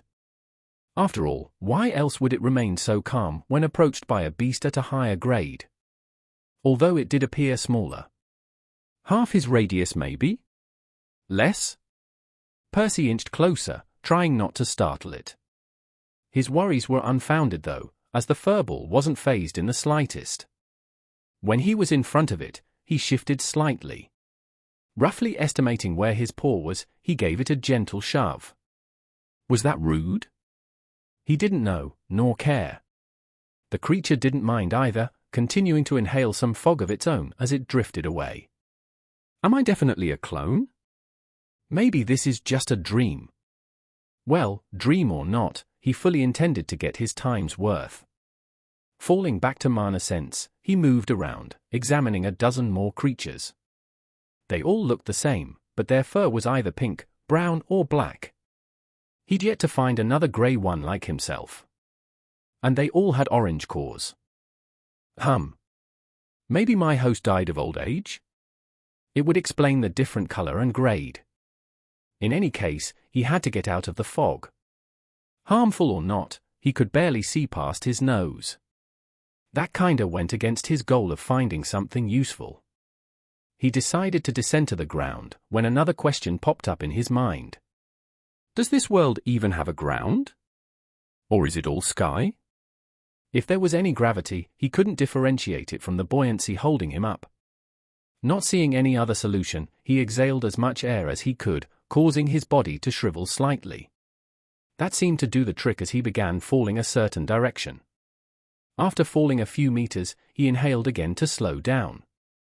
He had no idea how high he was, but he'd rather not turn into meat paste so soon. Luckily, his situation changed after a while. Now we're getting somewhere. The brown fog thinned as he descended, letting him see further. It wasn't perfect, but he could now vaguely spot land underneath him, as well as some rocky peaks in the distance. He saw more of his species floating around too. Shrugging, he continued his controlled fall with more confidence than before, stopping when he was a dozen meters from the ground. The fog still surrounded him, but it wasn't as intrusive. It's also less tasty, he frowned. No wonder the rest of the cat thing is preferred floating higher. But this wasn't the time to indulge in alien delicacies, so he simply began moving towards a random direction, parallel to the ground. Hopefully his higher vantage point would help him find something interesting soon. Asterisk asterisk asterisk. This was getting annoying. Percy had to blow opposite to where he wanted to go, so he was forced to turn around every few seconds. It had already been a few hours since he descended, and he'd traveled a fair distance. His higher grade helped some, although his host didn't seem to be the fastest flyer. Well, either that or he was doing something wrong. Maybe these things move by farting? He briefly entertained the idea of giving it a shot, but he shook his head. Inconvenient or not, he'd rather keep his dignity. Percy hadn't found anything either. It was just more rocky plains and hills all around him. He had no idea how far they stretched, and he hadn't seen any other living beings either. Well, besides the furballs. His species seemed to be extremely abundant in this world. Or this region at least. The only slight oddity he spotted was a higher concentration of both the fog and the cat somewhere in the distance. It was difficult to make out, but it appeared there was some large vent there, spewing the brown gas into the air. I guess it's a natural phenomenon. It all comes from the ground. Should I check it out? Judging from everything he'd seen to that point, not only was the substance not harmful to him, it was beneficial even. If he approached, he might find something interesting there, or at least he'd get a better taste of the strawberry vapor. But it's going to be a pain to navigate out of it. In the end, he decided to circle around it for now. He could consider returning later if he found nothing else. Shreee. Hearing a shrill cry, he snapped his head to the right. A shadow was approaching rapidly, bringing up some bad memories. Not this again. Whatever it was, he knew he couldn't outrun it, so he began blowing downwards to gain elevation. His only hope was to ascend high enough to lose it in the fog. However, the monster was getting closer much faster than he climbed. He'd never make it in time. A few seconds later, he could already make out its features. It was a fierce lizard-like creature, with its two forelimbs ending in large membranous wings. He thought he saw 3 ruby-like eyes glinting on its face too. And it was 5 times his size. Whatever, I guess it's another bust. Resigning to his fate, he stopped struggling after noticing the green core thrumming in the creature's frame. Yet, when he was sure the monster was about to pounce on him, something strange happened. It just circled around him, continuing on its way, ignoring him entirely. What's the deal with this place? Beasts didn't just ignore tasty meals. Not all of them were cannibals, but if they encountered prey of a different species and a lower grade, their reaction was essentially set in stone. So, Percy had no clue why the flying lizard decided to spare him all of a sudden.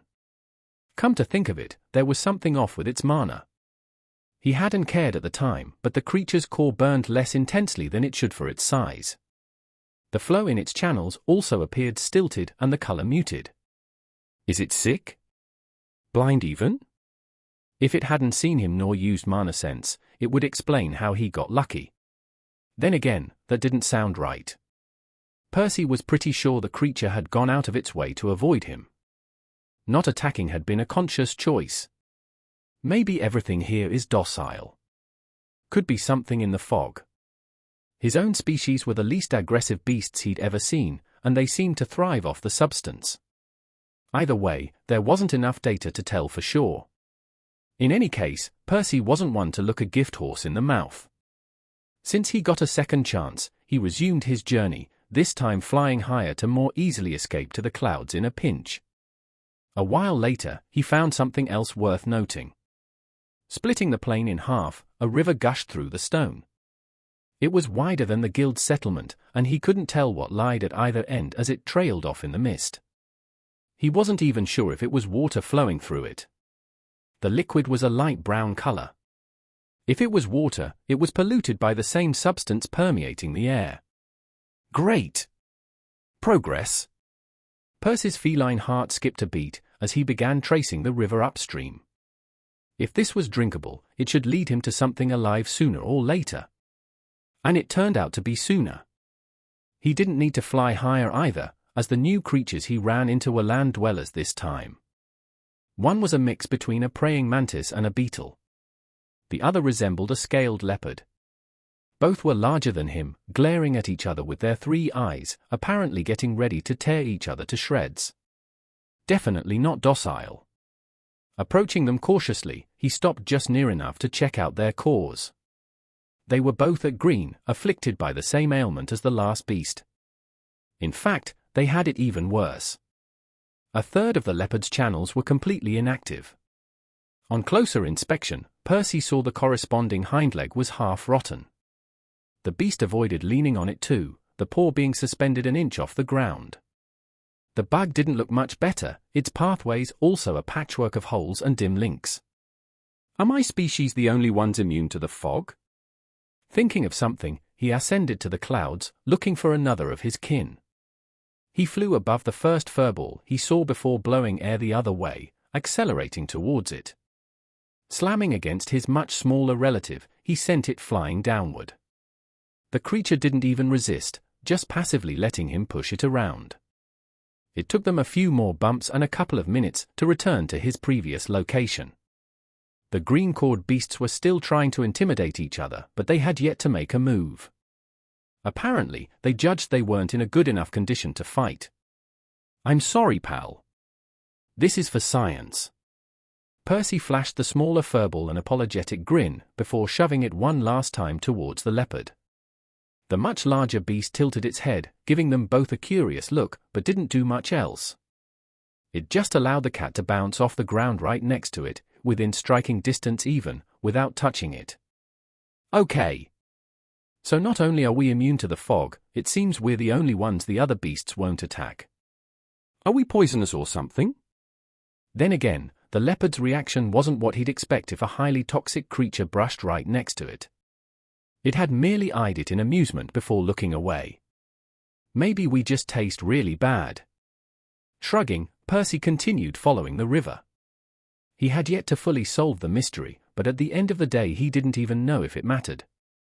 They didn't have the brown substance back on Remia, and even if they did, he couldn't exactly bring this body back with him. It took several more hours until he saw something new. However, this discovery truly made his breath quicken. For the first time in over 2 years, one of his clones stumbled upon sentient life. The village was small, the humble huts made of stone. Not the polished, enchanted sort he was used to. Just rough chunks, stacked against each other to form the most rudimentary shelter. Whoever lived here was clearly primitive. And he did get a closer look at them, soon enough. These people were mostly humanoid, although their skin was a richer pink. They also had 4 pointy ears and 3 eyes, one in the middle of their forehead, much like everything else in this world. At least they aren't naked. Not that the patches of beast skin they draped on themselves were particularly fashionable, but it was something. Percy internally debated how close he wanted to get to the natives. He wasn't sure if they'd be as indifferent towards him as the wild beasts. Not that it would be the end of the world if they killed him, but it had taken him nearly a dozen clones to find some semblance of civilization. He didn't want to miss learning something useful by being careless. Who knew how long it would be until he had another chance? Then again, do they even know anything? They can hardly build a house. In the end, he chose to err on the side of caution. He ascended to the clouds once more, before returning with another sacrificial furball to test the waters with. Approaching the village, he shoved the creature in there, this time prompting some exclamations and amused reactions from the crowd. Some pointed at him while a few chuckled or talked to one another. Percy figured they just weren't used to his species being so animated. All the ones he'd seen had been a lot more sluggish. Well, as long as they're not hostile, I don't care. Nobody moved to attack him, or the one he'd tossed their way. A kid, a girl maybe, ran up to the furball as it bounced a few times on the ground. She watched it curiously before extending her hand to pet it, when an adult hurriedly grabbed her arm, shaking his head. He spoke a few words Percy didn't understand, before the girl nodded, continuing to stare at the creature from a distance. Touching us must be taboo. In any case, he'd confirmed it was safe, so he moved closer, inspecting the locals with mana sense. He spotted red, orange and yellow cores, in approximately a 40-40-20 ratio. That made them a lot luckier than the people of Remia, as they got yellow cores twice as frequently. However, Percy didn't feel any envy towards them. Many of the older-looking folk were still at red. They don't have any means of advancement. They're stuck at whatever they were born with. And that wasn't even where the bad news ended. The villagers seemed to suffer from the same condition as the beasts, all their cores appearing somewhat dysfunctional. The kids had it a bit better than the adults, reinforcing Percy's guess that the ailment was brought on by their chronic exposure to the fog. I guess the reason we're held at such a high esteem is because we purify the air, making things easier for all the other creatures. Well, this was all fascinating and everything, but that still didn't answer the question of what he should do. One option was to accept that this clone was another dud and leave early. He'd already spent several hours traveling here, and it didn't look like these people had much to give him. But he was disinclined to pick this. While wasting time was something he generally preferred to avoid, this was his first time finding sentient life since Hugh.